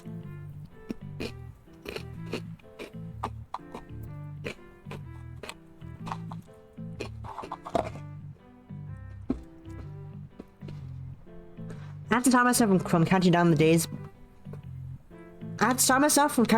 days. Left here. I don't want to start regretting this trip, and once again, wishing I was home.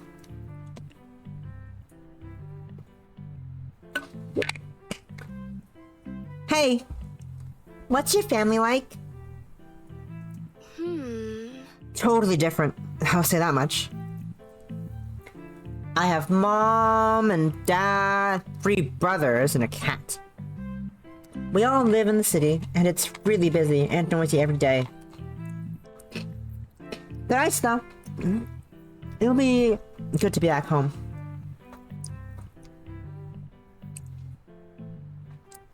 Satisfied with my answer, he pulls me forward as we begin our tour in earnest.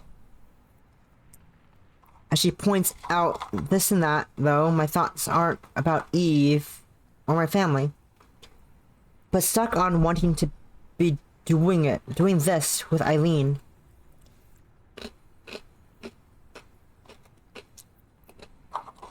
Just as it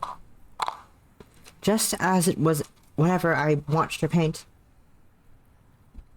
I feel like I'm watching her life from outside, rather than sharing our time together. I don't doubt that she likes me. She certainly likes me in a physical sense. I like those times too, but I feel like I'm the only one who wants us to become closer in more than just a physical sense. I'm the one who planned our first date. I'm the one who asked to come here. And I'm wondering if Eileen ever wanted any of this. The one time I thought Eileen wanted to share something with me, she was just using me to distract herself from her problems. Problems that she wouldn't talk to me about. All I could do is sigh. What's wrong? Just a shame your sister was busy, that's all. Allison! Is Eileen having a good time in college?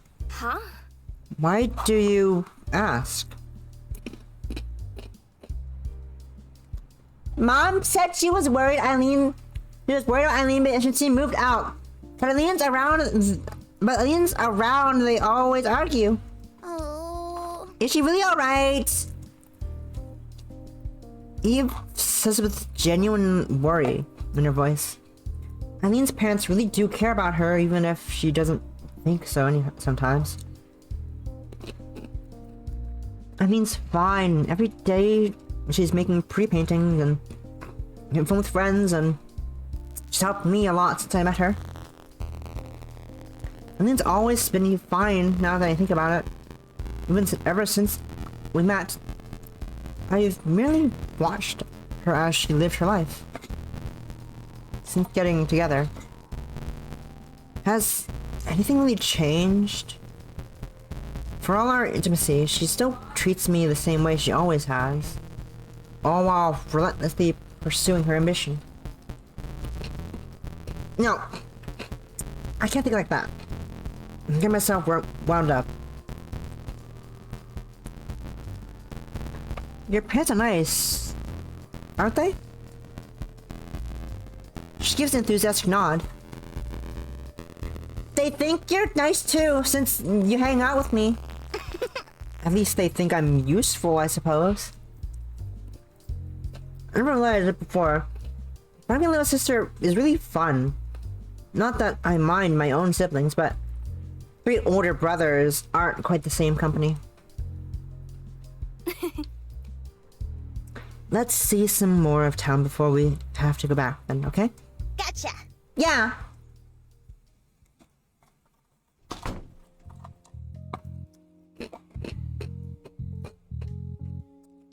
Finally back from our trip after a bus ride back. Eve bounds through the door as I drag myself in and close it behind us. I don't know how kids have so much energy. Eileen stands with a glass of water, looking nonplussed about our entrance, before noticing the new book held tightly under Eve's arm as she skips over to the living room sofa. Allison. You didn't. I can spare that much money. I can hear Christmas it'd be a Christmas present for me. You're enjoying having a little sister, aren't you? She got me.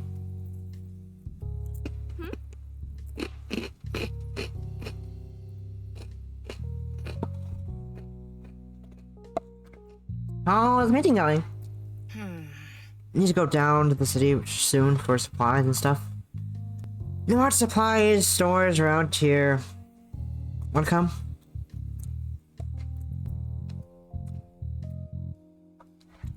So I'm along for the ride as usual. I feel bad for thinking bad thoughts about her, but I can't muster any real want to come along. I'd just be baggage while she did her thing. Sorry. So tired from yesterday. Sure. Do yourself, I'll be straight back afterwards. We're having pizza for dinner tonight, by the way. Ah, good. The 2 of us briefly wonder how to continue conversation, but I can't think of anything to add. With that, she wanders back to her room, to keep painting. I feel like I should follow at least to see how her paintings come along, but my feet feel stuck.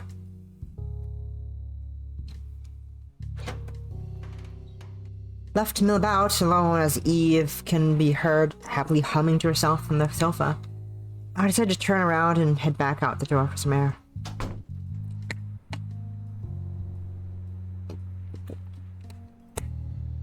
The warm afternoon air is starting to fade by now, causing me to push my hands into my pockets to try and save whatever warmth I can. At the rate the weather is going, it's sure going to be cold Christmas. At least the snowmen are liking it, still standing tall as they guard Eileen's house from the front yard. It's easy to lose sight of one inside. It's easy to lose sight of one inside, but her house is big. Even the yard's pretty spacious. But I suppose living so far from town would help that.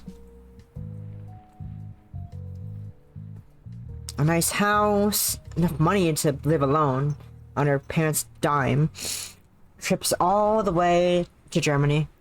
Eileen really did get a good start in life compared to me. It annoys me a little that she doesn't seem to see that, especially when it's her parents paying for her apartment.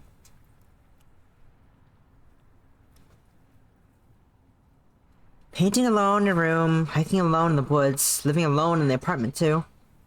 An apartment too, big for one person. Too big for one person. Is that really independence? Moving out, away from her parents, but still relying on them for everything?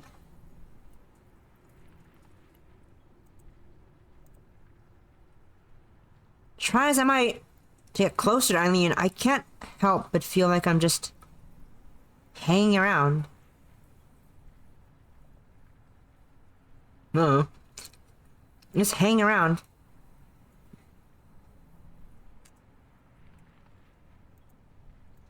People have the reasons for going to Germany. Don't judge them. When I'm looking at her back... When I'm looking at her back, is it just because she's always ahead of me? Why shouldn't she turn around to look at me? I was just thinking that you look like the sort of person who would enjoy one of our fairy Wonder what I really am to chillers. Eileen. The fact that I can't work out an answer makes me restless. Thank you for the hydrate, possum, and posture check. As a lump touched to form from my throat, I quickly decide to wander back inside. All I'm doing is making myself feel worse by dwelling on all this, and I should make the most of my time here, given I only have a few days left. Go to visit. Go to Germany to visit. What a time. Crazy. Crazy life choices, possum.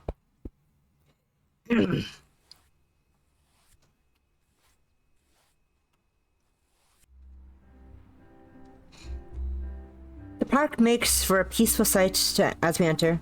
The three of us slipping behind between the low wooden barrier as we step from the rough concrete car park into the snow-covered grass.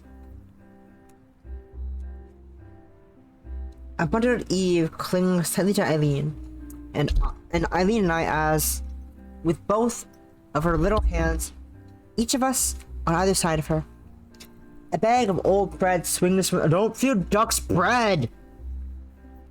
A bag of old bread swings away at Eileen's other side, destined for the local wildlife. I'll feel like a killjoy to say bread isn't good for them. Yes, Allison gets it. Allison gets that bread is not good for the wildlife. It gives them indigestion, I think. It's not good for them. Feed them peas! Feed them peas! Peas are better. Do it.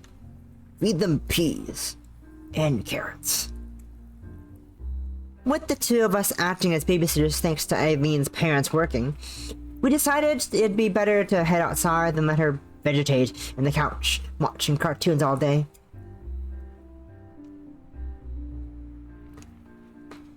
Tired from the walk, I take a seat on the swings, face from the lake, as Eileen mothers around Eileen. Eve. Yes, mothers around yourself. Tugging at the girl's scarf to pull it tight, Eileen hands over the bag of bread for the ducks before ruffling her hair affectionately. Don't feed ducks bread! I wonder if that's why Eileen does that to me too, now that I think about it.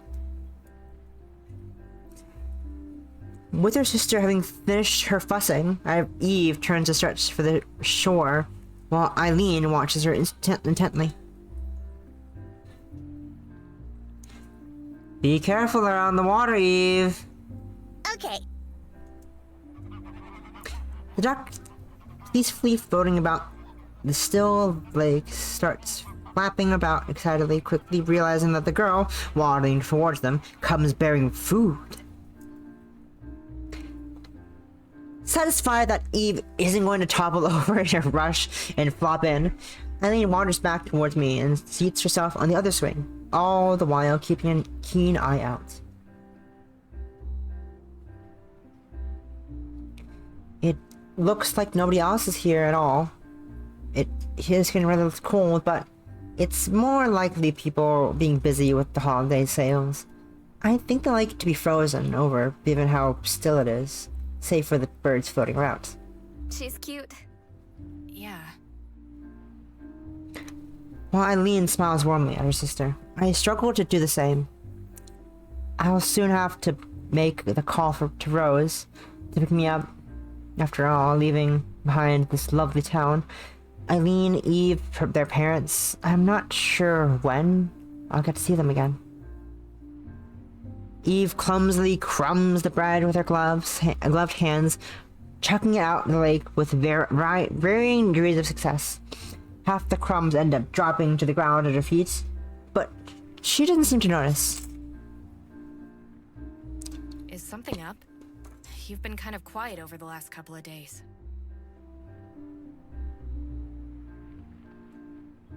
Nothing clear notice on my phone. Anything important? No, okay. I really don't get how you're such an upbeat person in general, though.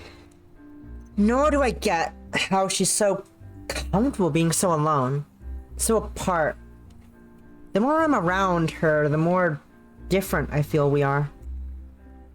I just think it's better to see the best in people. I have to admit, I wish I could be like that. Why not try being more friendly in general? Every time I see you, you're closing yourself off to focus on painting or trekking out in the wilderness. The more I get tied up with people, the harder it is to do what I want to do. You should know that better than most, with Caprice and all.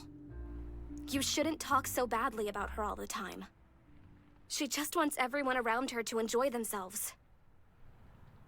I'm a little taken aback at how firmly my tone is. But I'm starting to get tired of how she's always so critical. I force myself to keep my eyes on Eileen, despite her own surprise. Maybe it's for the best if I clear the air and talk about this directly. Our concentration is broken by Eve giggling loudly in the distance, the birds enthusiastically crowding around in front of her, and occasionally flapping away at the water. Come on, what's this about? I get the feeling something's on your mind.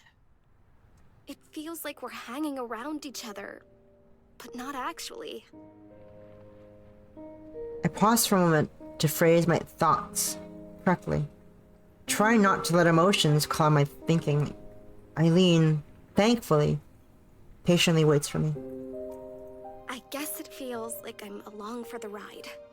It doesn't feel like I'm really there with you. What, here? We've been spending a lot of time together, and we've had some nice time to ourselves, right? Is that all this is to you? As silence reigns, the fact that she even needs to think about it is a bit upsetting. I don't know how relationships are supposed to go, but it feels like we both have very different ideas about it. What am I supposed to say? Is there something more you want from me? I'm just not as clingy as you are. Clingy? I just want to be by your side. You would have gone off without me the other day if you felt like you could. Yeah, but I was being considerate of your feelings. Is that a problem? It just feels like you'd rather I wasn't there. I like being with you, you know that.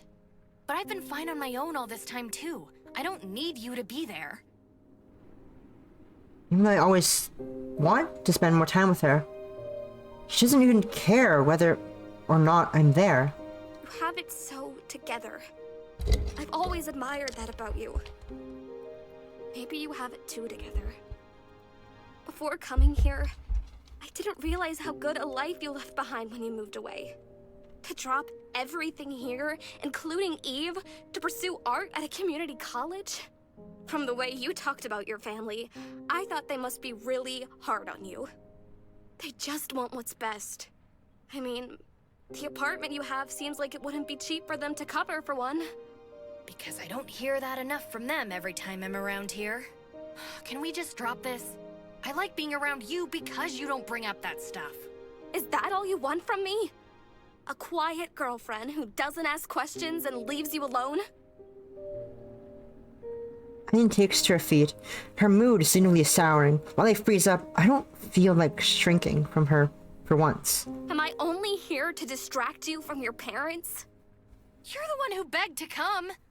I told you that you could come precisely because I didn't think you'd go sticking your nose into my life. But I want to learn more about you. That's what having a relationship is. That's up to me, not you. This is why you shouldn't have come in the first place.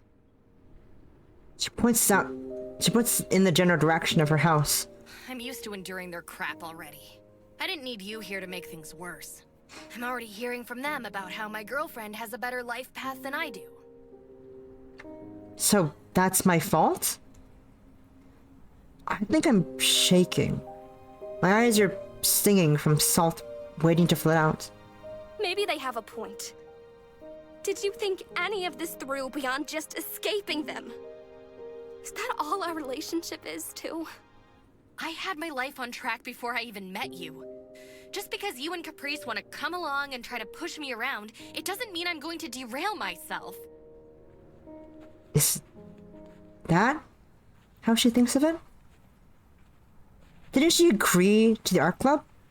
Didn't she agree to date me? Didn't she say she loves me? Hearing the footsteps in the snow, the two of us turn in unison towards Eve, standing a few yards away, with an empty bread bag held in her hands. Is something wrong? Eileen looks to me for a long while, her face full of frustration. I don't think either of us really knows what we should say next, even without Eve being around. Settling herself with a long breath, Eileen smiles as she turns back to Eve. I don't think I'll ever get used to how she shifts her entire demeanor like that. Everything's fine. Don't worry. It's about time we headed back home. But I want to keep feeding the ducks! That's going to be hard without any more bread. Come on, it's about time we had some food ourselves. She gives one final glance back before taking Eve's hand in her own and walking on ahead.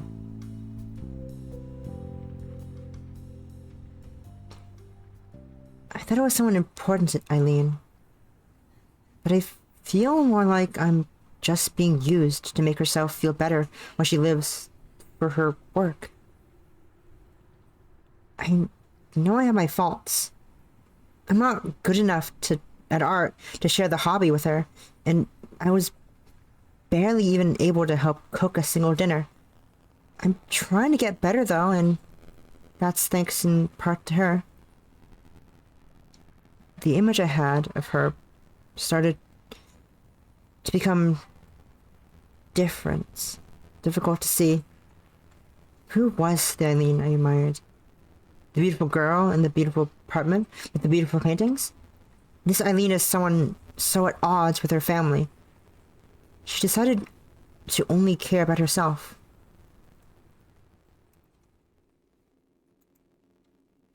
As I watch her leave hand in hand with Eve, she looks even farther away from me. Maybe she is only so far away because we aren't walking on the same path.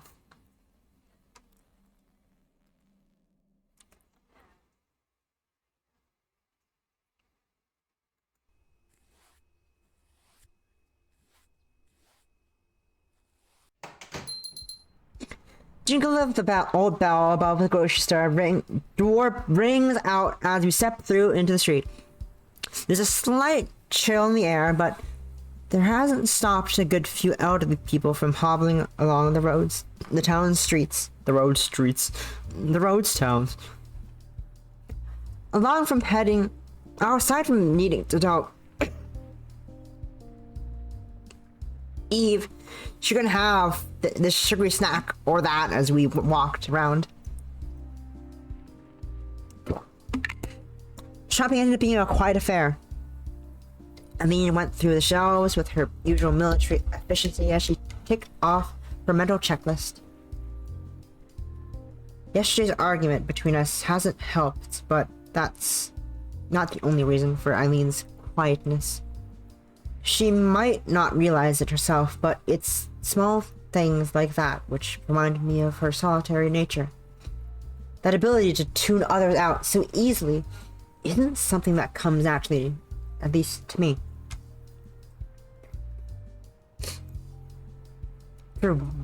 want of helping at least a little. I took one of the overstuffed bags and ended up with to carry. I took one of the overstuffed bags we ended up with to carry myself. Thanks. Thanks for coming and helping carrying all this. Sure. It's fine. I wanted to see a bit of town anyway. Eileen! Can we sit down? I'm tired. It's not that far to the car. Hey, Wouldn't hurt to rest a bit, would it? There's a bench right up there. Taking Eve's side doesn't help me any favors, but Eileen knows she's been overruled. Bench PNG. Bench.png. As Eve jumps onto the seat without any further prompting needed, Eileen and I carefully set our grocery bags on the ground and join her. Her parents sure choose a nice place to live. Maybe a town, more of a town than a city. The wooden buildings and stone retaining walls give a distinctly old-fashioned natural look. Even the Christmas decorations are understated. The amount of occasional sign behind it. The amounting to the occasional sign behind a shop window. The odd person walks to and fro as we sit down, paying us little heed as they slowly go about their day. This should be the easiest occasion possible to make idle chit-chat with Eileen. As time lingers on, though, the silence between us does also. Eve doesn't notice, of course, her little legs swinging up and down as she lazily watches the odd car go past. As she suddenly brightens up and points ahead, Eileen and I follow her gaze. Inside the small ice cream parlor, over the road, an old man in a pinstripe outfit turns the sign behind the glass door from closed to open. No. Don't even think about it. Come on, I've been good. You know what Mom said? You can't have ice cream whenever you want. Besides, why would you even want ice cream when it's already cold? Eileen's answer doesn't exactly satisfy the young girl. After a moment's consideration, I take to my feet and start heading over. Allison. I was just feeling like getting some ice cream for myself. Might as well get her one while I'm already there, right? Strawberry! sure thing. 2 strawberry ice creams. Come right up.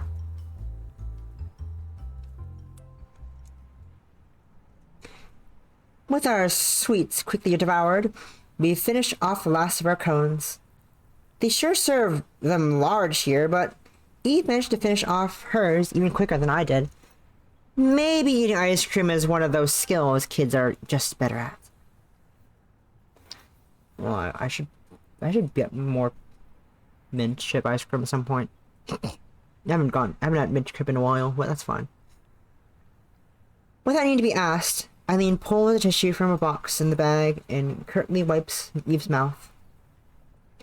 I get the feeling that she'd enjoy being a mother, given how she fusses about her little sister. As Eileen looks to me, I notice that I'm smiling at her. My face collapses as she opens her mouth to speak, but visibly thinks better of it. As much as I want to make amends, I don't want to apologize if I'm not wrong. With neither of us willing to back down, nor wanting to fight with each other again, yesterday's argument looms over us as the elephant in the room.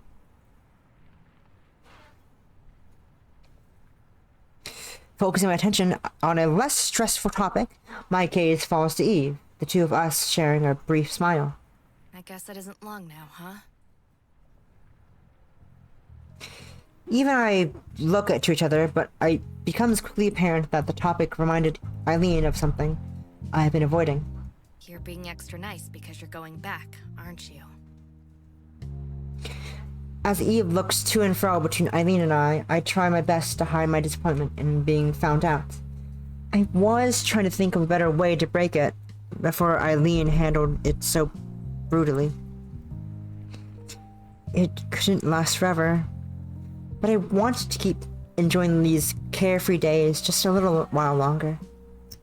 Maybe it was selfish of me to not make myself clearer, but... Wait, you're going? Well, I do have my own family I want to spend time with. Spend my best effort to try to deliver the news as gently as possible. Her bottom lip starts to quiver, along with her whole goddamn body. Both of us panicking a little as it becomes clear Eve's about to crack. She's fucking shaking in her goddamn boots. Her boots are shaking like crazy. Shaking like it's crazy shakes. In her boots. Eve? You okay there, Beauty? Honey?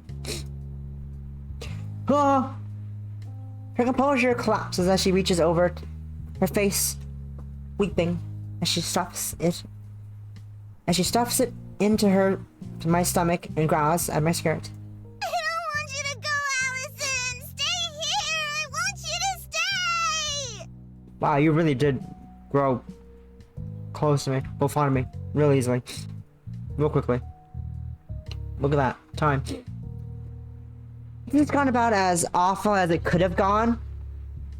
Glaring at Eileen in frustration, I seem to have made my feelings clear to her as she turns rather sheepish.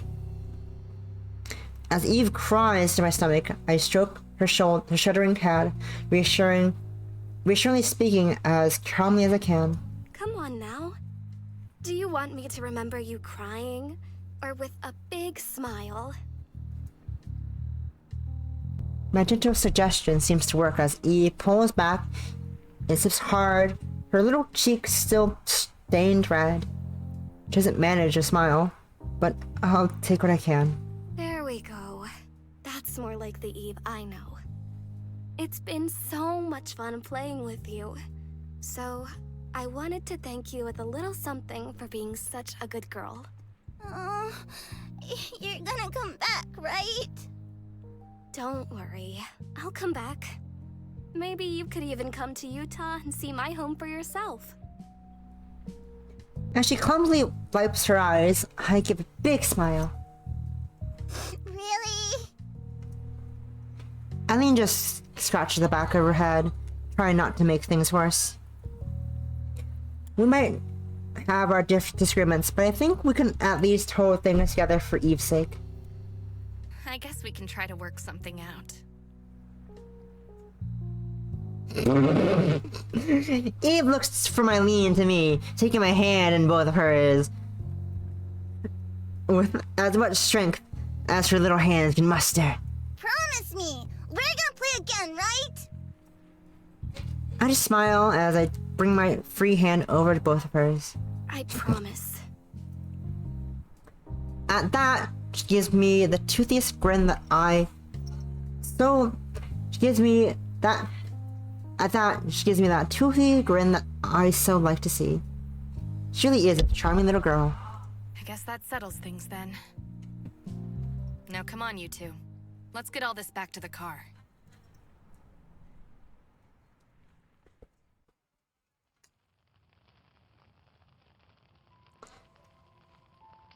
A quiet yawn fills the room as I tiredly wander through. The others in the house being quiet as a mouse. I really should have just gone to bed early like the others. In hindsight, restless from the thought of the trip back, I ended up sitting around and watching television long after Eileen left for bed. Try as I might to find her to say goodnight before going to sleep, though. She's nowhere to be seen.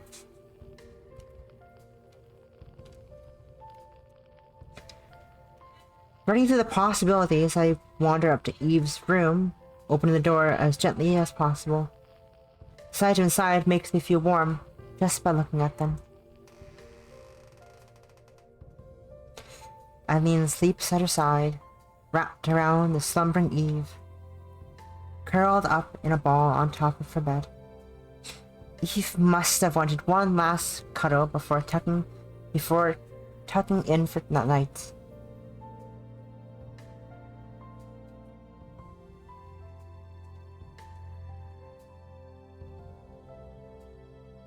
I just smile as I suddenly look over them, slumbering peacefully together.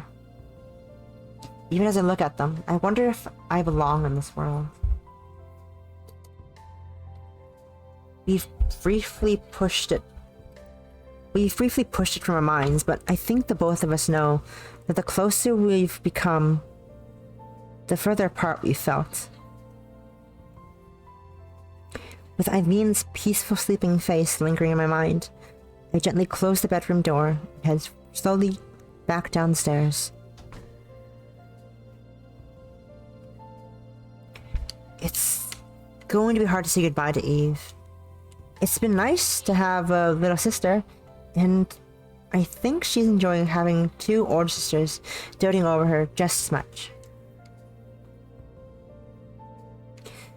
Then there's Eileen. As I try to settle myself before going to bed, I idly notice my phone left on the couch. Taking it in hand to bring it with me, I pause. Eileen left hers on the table with some distance. On the table some distance away, the moonlight glinting off its screen.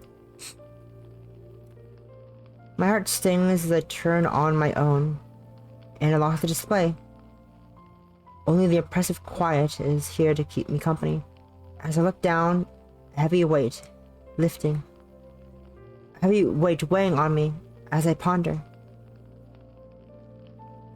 Eileen always did enjoy playing with her new phone. In time, she'll hear what I was too cowardly to say. Thinking of the girl I admired so much, I made the call.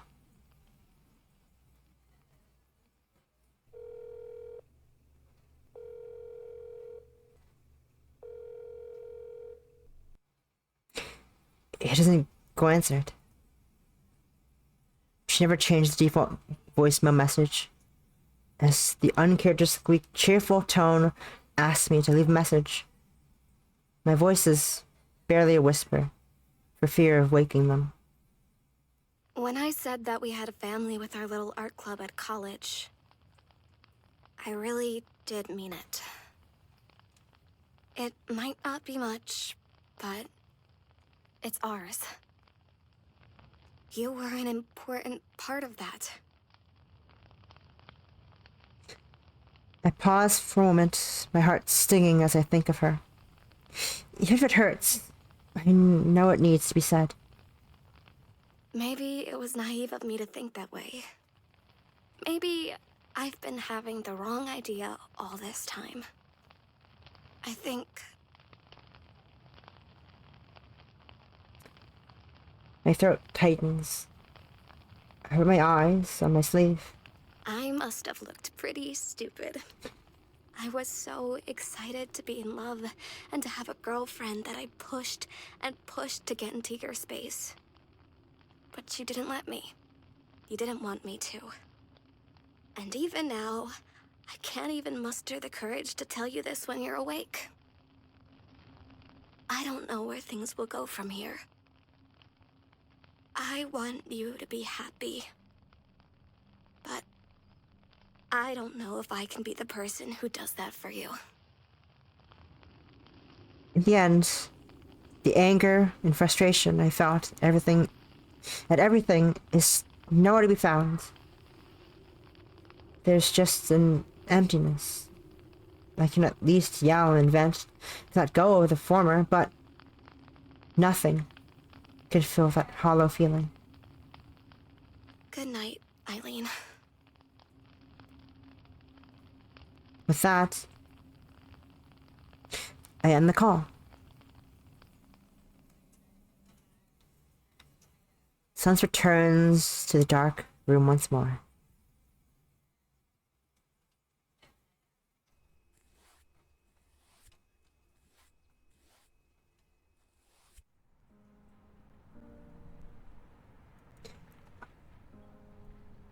The snowfall is thankfully light as I walk through the city, bags in hand, from the day's last-minute shopping downtown.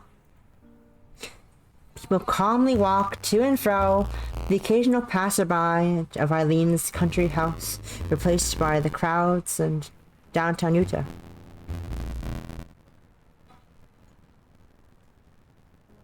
Briefly distracted by the huge Christmas tree, completed just in time for Christmas Eve. I think back to yesterday's events. When all is said and done, leaving Eileen's family ended up being a calm affair. I gave her parents my thanks for taking care of me as well such short notice, and both said they'd be happy, more than happy, to have me again. Eve had also reluctantly come to terms with my leaving by then. Then there was the matter of Eileen. Our sudden farewell was short and sweet, but maybe that was because there wasn't much left to say.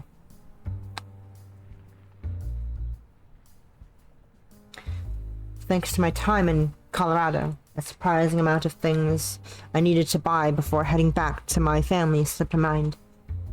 At least wandering around the city tonight's given me a chance to unwind and set my thoughts straight. Of course, my phone starts ringing as soon as I appreciate some time alone to think.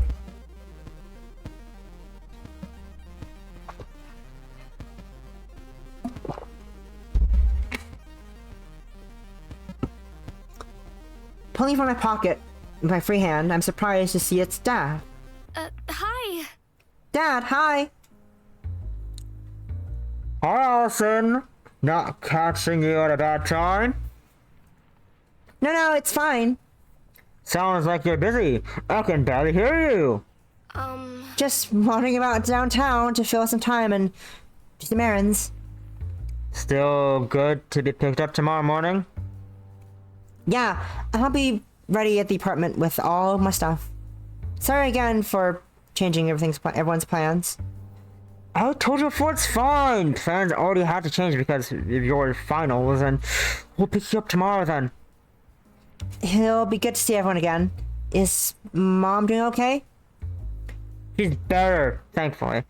You gave a bit of a shock when you said you weren't coming back for so long. We were all shocked. It seemed like you were having a rough time away from home, so I never expected you to go out and say like that. So they could tell I feel a little sheepish thinking back. I feel a little sheepish thinking back. So, you had a good trip then? I feel a chill as the last few days rushed through my head. Yeah, I did. Once again, Dad can tell just from my voice. It's impossible for me to hide how I'm feeling. Something in me compels me to try anyway. What? I had fun. Well, when you're home, you'll tell me all about it, right? Of course. I'm looking forward to it. I am too. You know that you can tell me anything. Take care. I know. Bye, Dad. See you soon. Love you. With that, the call ends. I stare blankly at the screen at my phone. I'll be happy to see my family again, not to mention the warmth of liveliness of home. I have to take a deep breath, a lump in my throat forming from homesickness. I guess that feeling never goes away completely. With the phone already out, I take a moment to glance through the photos I've taken on it. A few from Colorado are most recent, which would be nice to show my parents as I keep going back though. I stopped at the photo taken just before I left for there.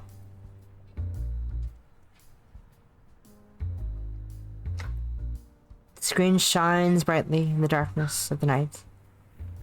The photo of everyone gathered in my apartment, celebrating the end of the semester, making me mull over everything that's happened since I arrived here.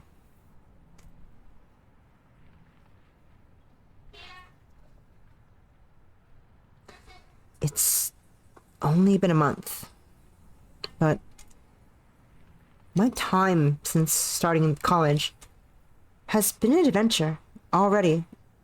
I've learned so much, found so many friends, and discovered so many kinds of relationships. It's such a different way of life I led now.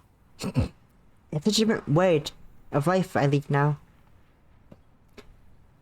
The smiling faces all gathered from that one moment in time. It's all thanks to those around me like that.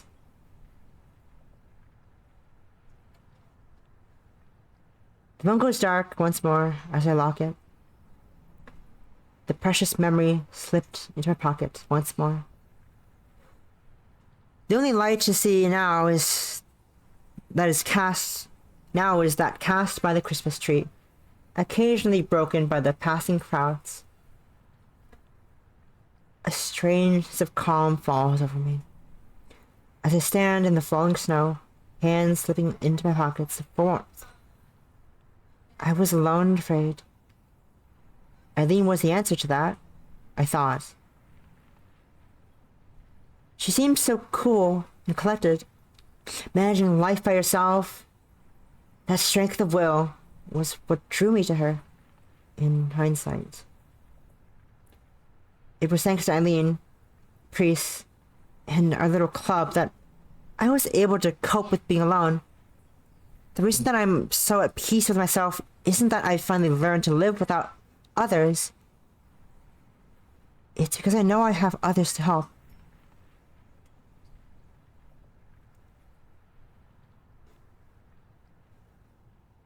Maybe I was too clingy, as Eileen said. I just wanted to know her more. Even if she was brusque at the best times, she wants to retain her solitude so dearly, though. Perhaps it's for the best that things go like this. Swallowing the lump in my throat as I push the thoughts aside, I begin to walk once more.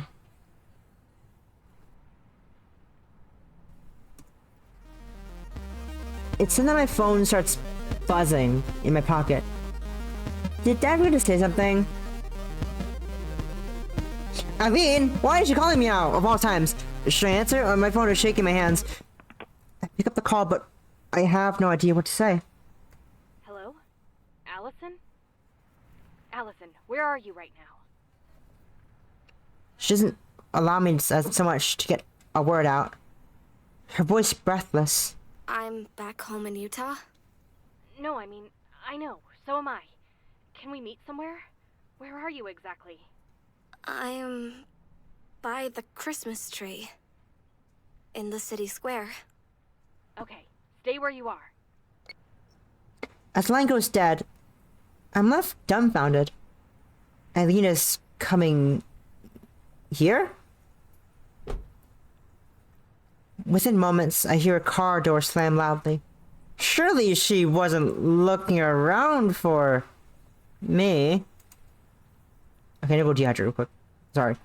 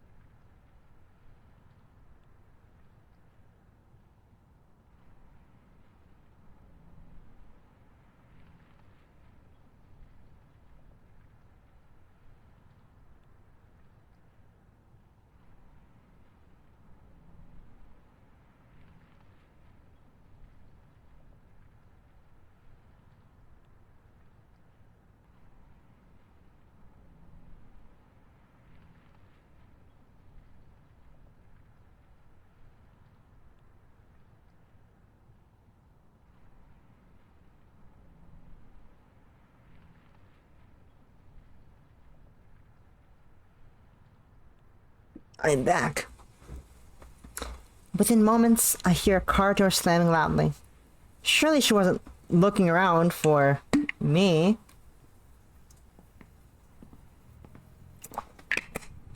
A familiar figure jogs up as quickly as she can in her high boots, her long strides clinking loudly on the concrete. As she slowly pulls up to a stop, our eyes finally meet, and so we stand in the city square, next to that large tree. Between us, only the falling snow. Eileen, why are you...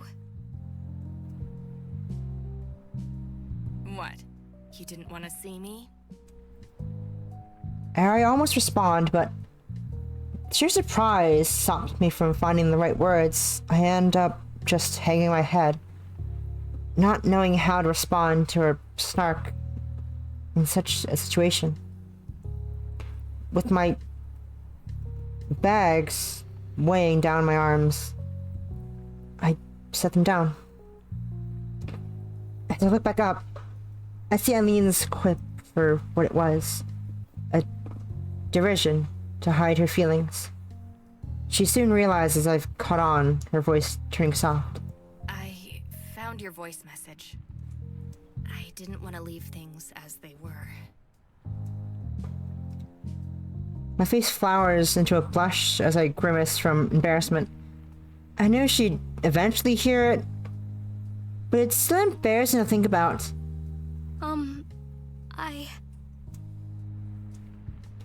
As I think back to everything that happened, I feel a pang of regret. Once again, I feel myself shrinking away from her. But... haven't I been a pain? Ever since we met, I've only caused you trouble. Yeah, you sure have.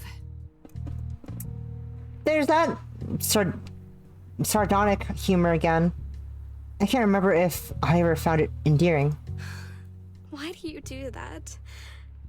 Your first response to everything is to try and brush things off with a quip against someone. I need to find,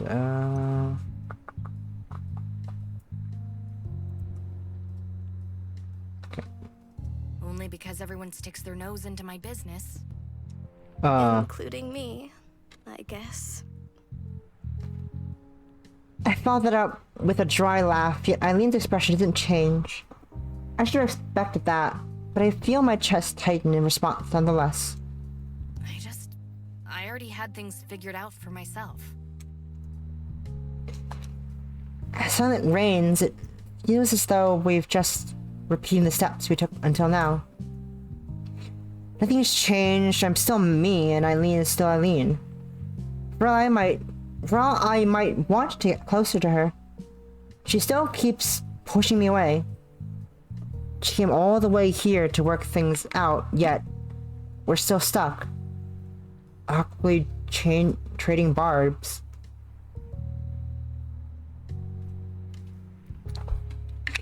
Everything we did together, was it only ever a pain to you? I didn't want to say it, but... I steel my heart and try to force out the words, tightly holding my arm to try and steady myself. I suppose this is all over, then? No! Her shout startles me, to the point where she recoils a little from her reaction. I guess we're both getting flustered. I mean, that's not what I meant.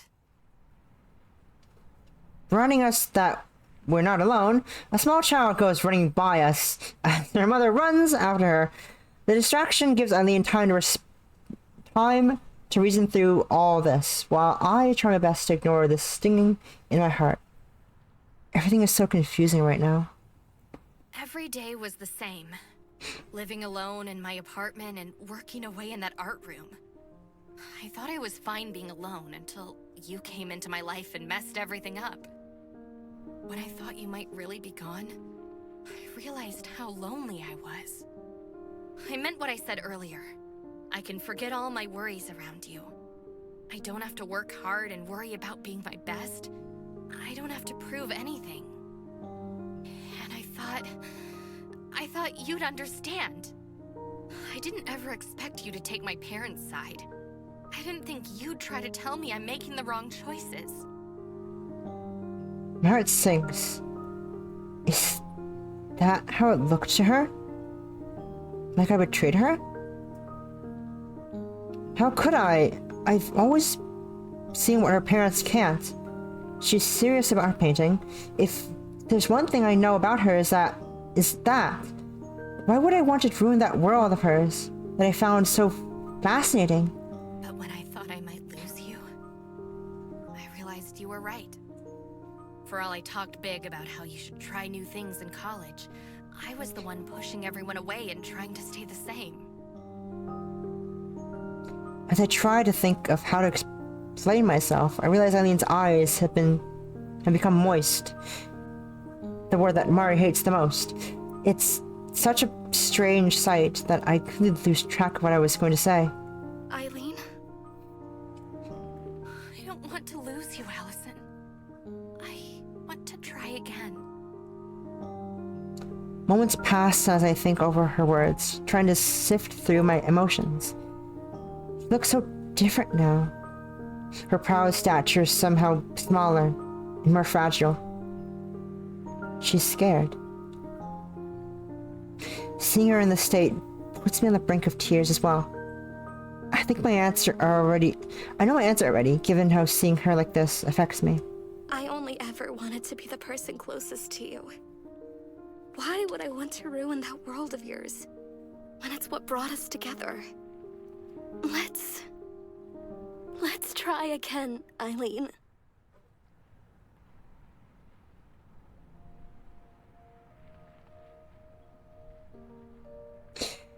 Without warning, she pulls me into an embrace, arms wrapped tightly around me. My brain short circuits as she begins to weep. Completely unable to handle the situation, I have no idea what to say as she clutches me tightly to her shuddering body, my own composure barely holding as my arms slowly raise and come around her back. I see now. It's finally cracked under the pressure. That wall she carefully built up over so many years, finally crumbling down at once.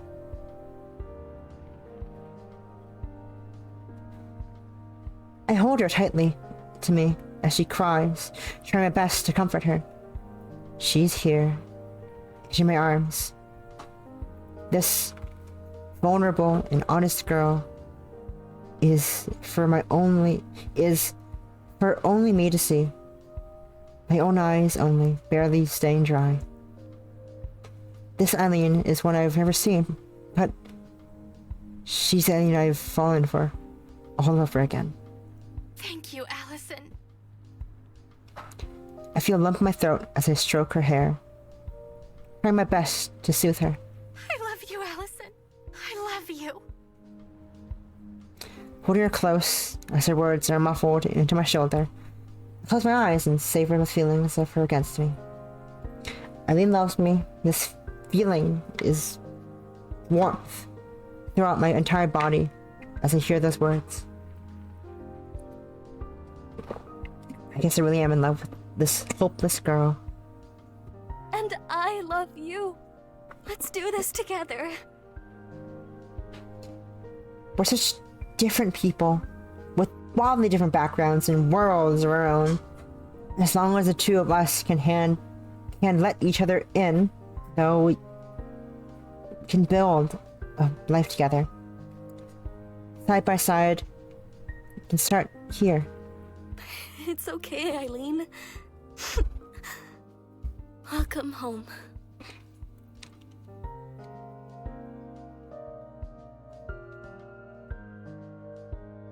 Woo! First off, there's a story. Clap, clap, clap, clap, clap, clap, clap. Woo! Look at all these people. Look at all these people. Look at them. Look at these people doing a work. Look, it's Caps. The UI design. Look, it's Wallace. Look, it's Eileen, I think. Yeah, it's Eileen. Look, it's them.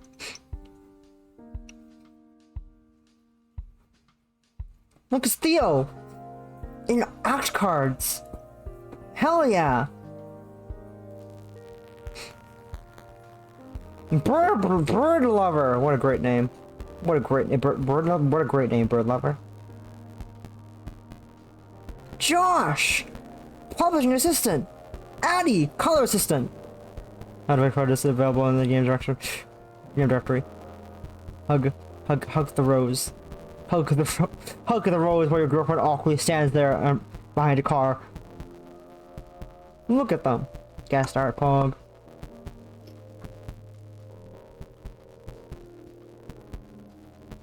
Guest art. Caps, top hat.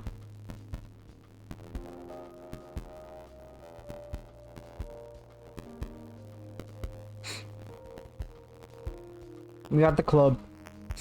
The art club! Graphic design is our passion!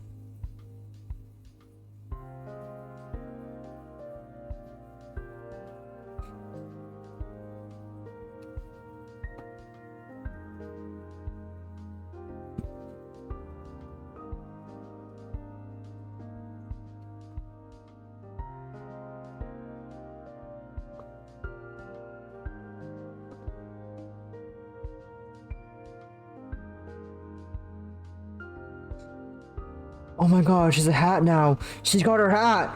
She's got her hat. Caprice has her hat now. Caprice's hat has hat. Finally. She's a hat. She's not like bald. Hog.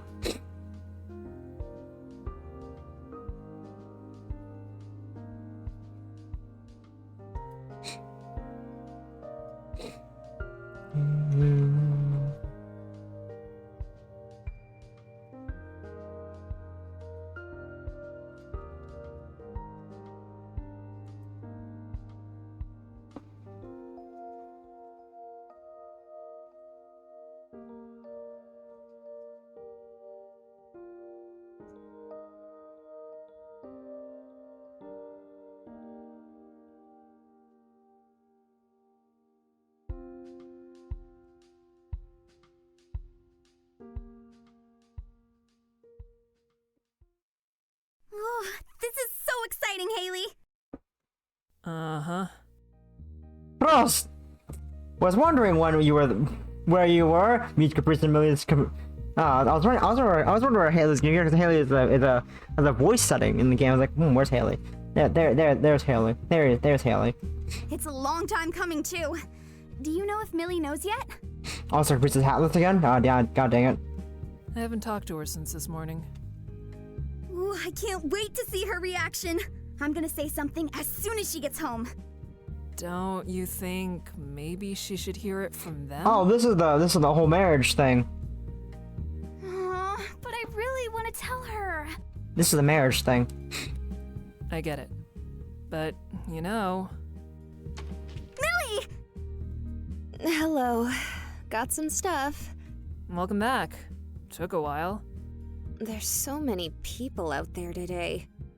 Guess it's the post-holiday rush. That's not... Millie! Millie, have you heard the news? Oh no, Caprice, no! Caprice, don't do it! I was at my dad's shop half the day.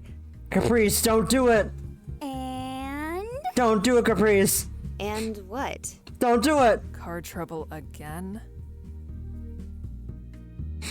Unfortunately. Caprice, no!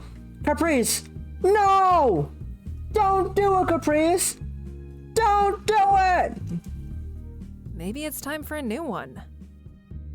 That's what Dad said too. He even offered to help pay for it. You don't sound too thrilled. But what would you do with this one? Trash it? Well, sell it. Or shame. Probably. You got trash the Junebug?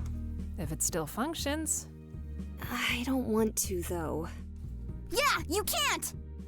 Why not? I'd rather not accept something like that from him. He He's already given me so much. And you can't just abandon it! Sure you can. Just leave it on the side of the road.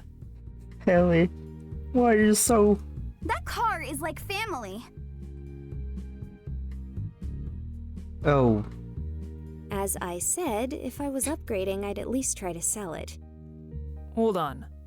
Let's go back to what Caprice said. Haley, no! Don't help her! Yeah! Listen, you've had that car since high school. Oh, never mind. Think of all the places it's taken us. Wait, never mind. Wait. We have spent quite a bit of time in that car. And besides... It's like family? Haley, don't help her! Dad and I worked on it together a lot. Haley, no! I'm kind of attached to the little Haley, thing. no! Exactly. Oh no. I know the feeling, but you can't hold on to everything forever. I know. I guess. While we're on the topic, maybe some other people here should think about getting their licenses.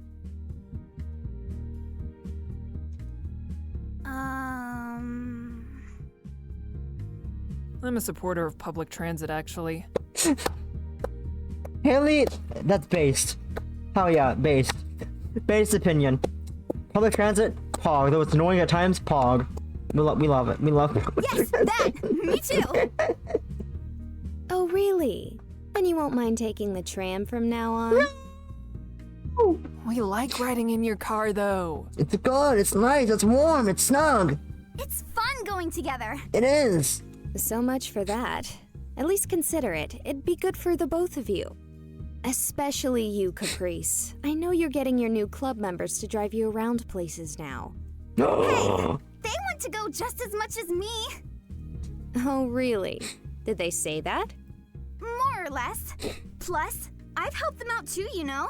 Thanks to me, love is blooming in the art room. How much of that was you?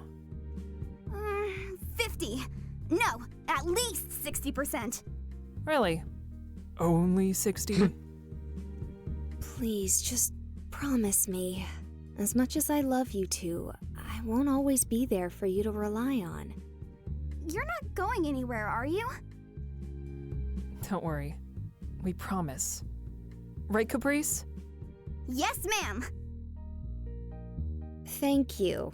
I won't be going anywhere anytime soon. After all, I suppose you'll still be needing rides to class this semester. Ah. It's almost here. I'm getting excited. I'm not really. Mood. I've got a full slate of classes. Plus, there's a club to run. I'm gonna recruit so many more members. At least double the size. Kinda. Kinda. I don't even want to think about it right now. Are you too hungry? Starving. You gonna cook, Millie? Oh. Ugh. Not it! What about the food you just bought? Today was exhausting. How about you, Haley? Let's just order something. Why don't we go out somewhere? Take the car together? You mean the car that's, Weren't dying? you just saying there's a lot of people out? Yes, but it's nice out too. fair. Oh, yeah. So, about that news... Caprice, no! Let's talk about it over dinner. Okay, you drive. I call shotgun. Yeah, no shit, she's driving. I'm the only one who can drive. You drive. Yeah, no shit, Caprice. I can't. No, you can't drive. Haley can't drive. I can drive. And we're very appreciative. I'm looking forward to removing my tire chains. It's a little warmer today, so the snow is starting to let up. Finally. It's about time. Fear. It was casting done by Studio Coattail, directed by Sion. We got Bradley Gareth as Andrew, Kira Buckland as Eileen, Abigail Turner as Elizabeth. Wow. We got Jill Harris as Millie, Noah Klopp as Rose, Stephen Kelly as Wallace, Elisa Park as Haley, Lisa Raimold as Caprice, Amy Smith as Eve, and Elizabeth Quindenfield as Allison.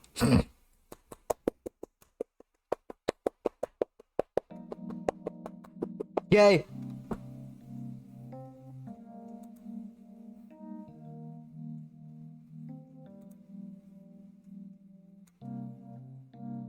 Yay.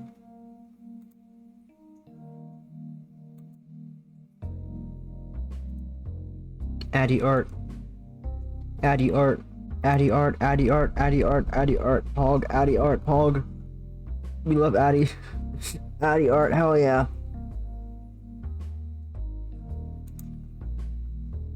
Caps art. Caps art. Caps art. Caps art. Caps art. Caps art. Pog. Caps art. Caps art.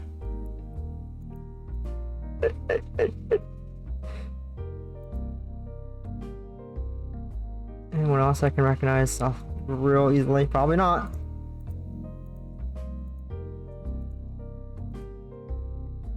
We got... I don't know who this is. The name, I can't. Smitten! Smitten! William! Ooh. Nazi.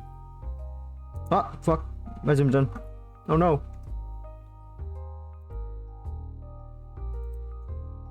We've got Anon. Ooh. Lovely. VCR.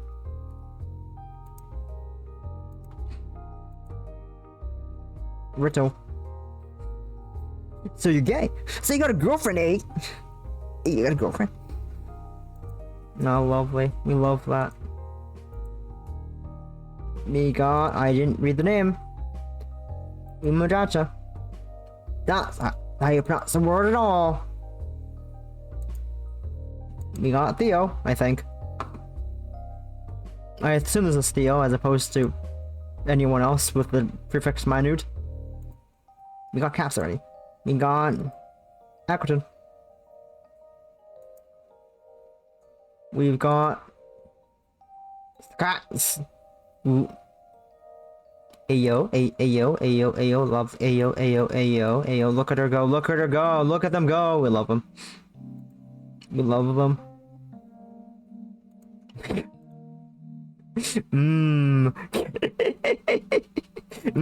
Okay.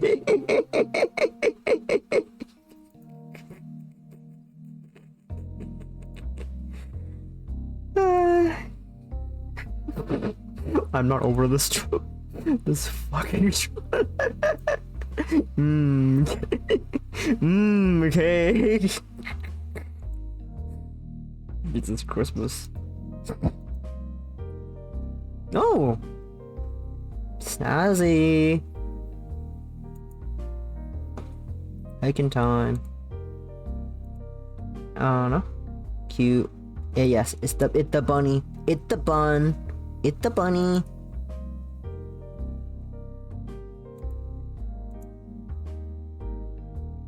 Play twofold. Play twofold. I wonder who this is. I have no clue who this is at all. I don't have a damn clue who this is. At all. Not a single idea. Do you have any ideas, Caprice? No? Not a single idea? Dang. That sucks. Oh well. Beach. The beach episode. It's the beach episode. It's the beach episode. A beach episode, Pog. Beach episode.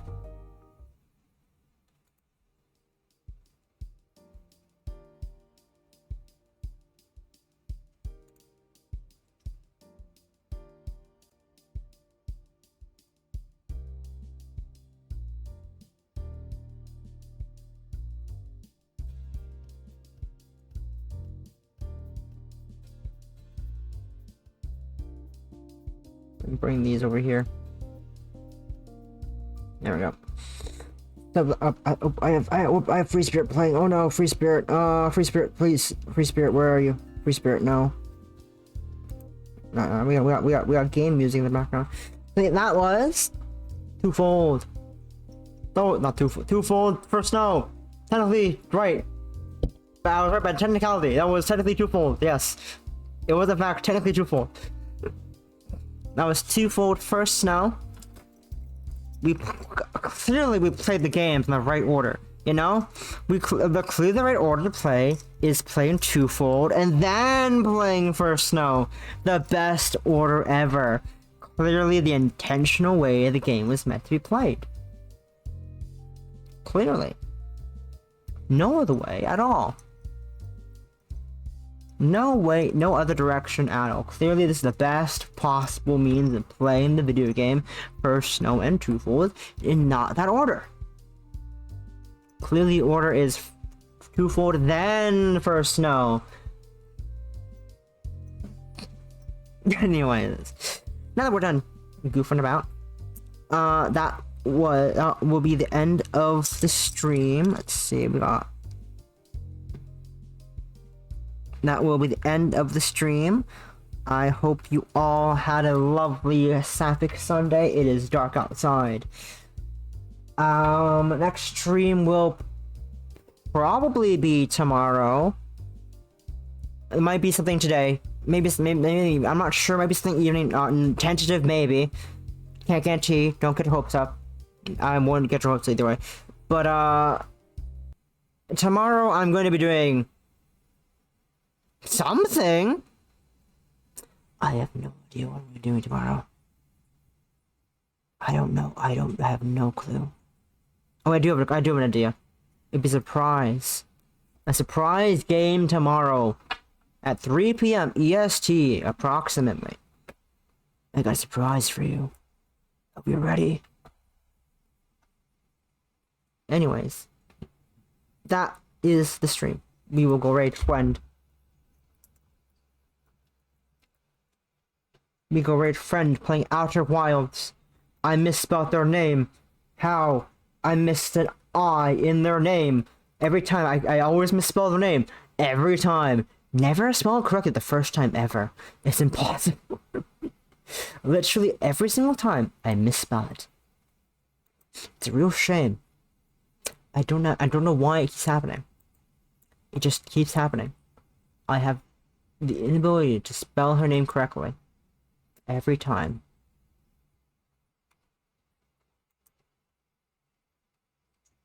But that is the end of the stream. I hope you all had a lovely time. And I will see you guys tomorrow or maybe tonight. I don't know. But definitely tomorrow for a surprise game.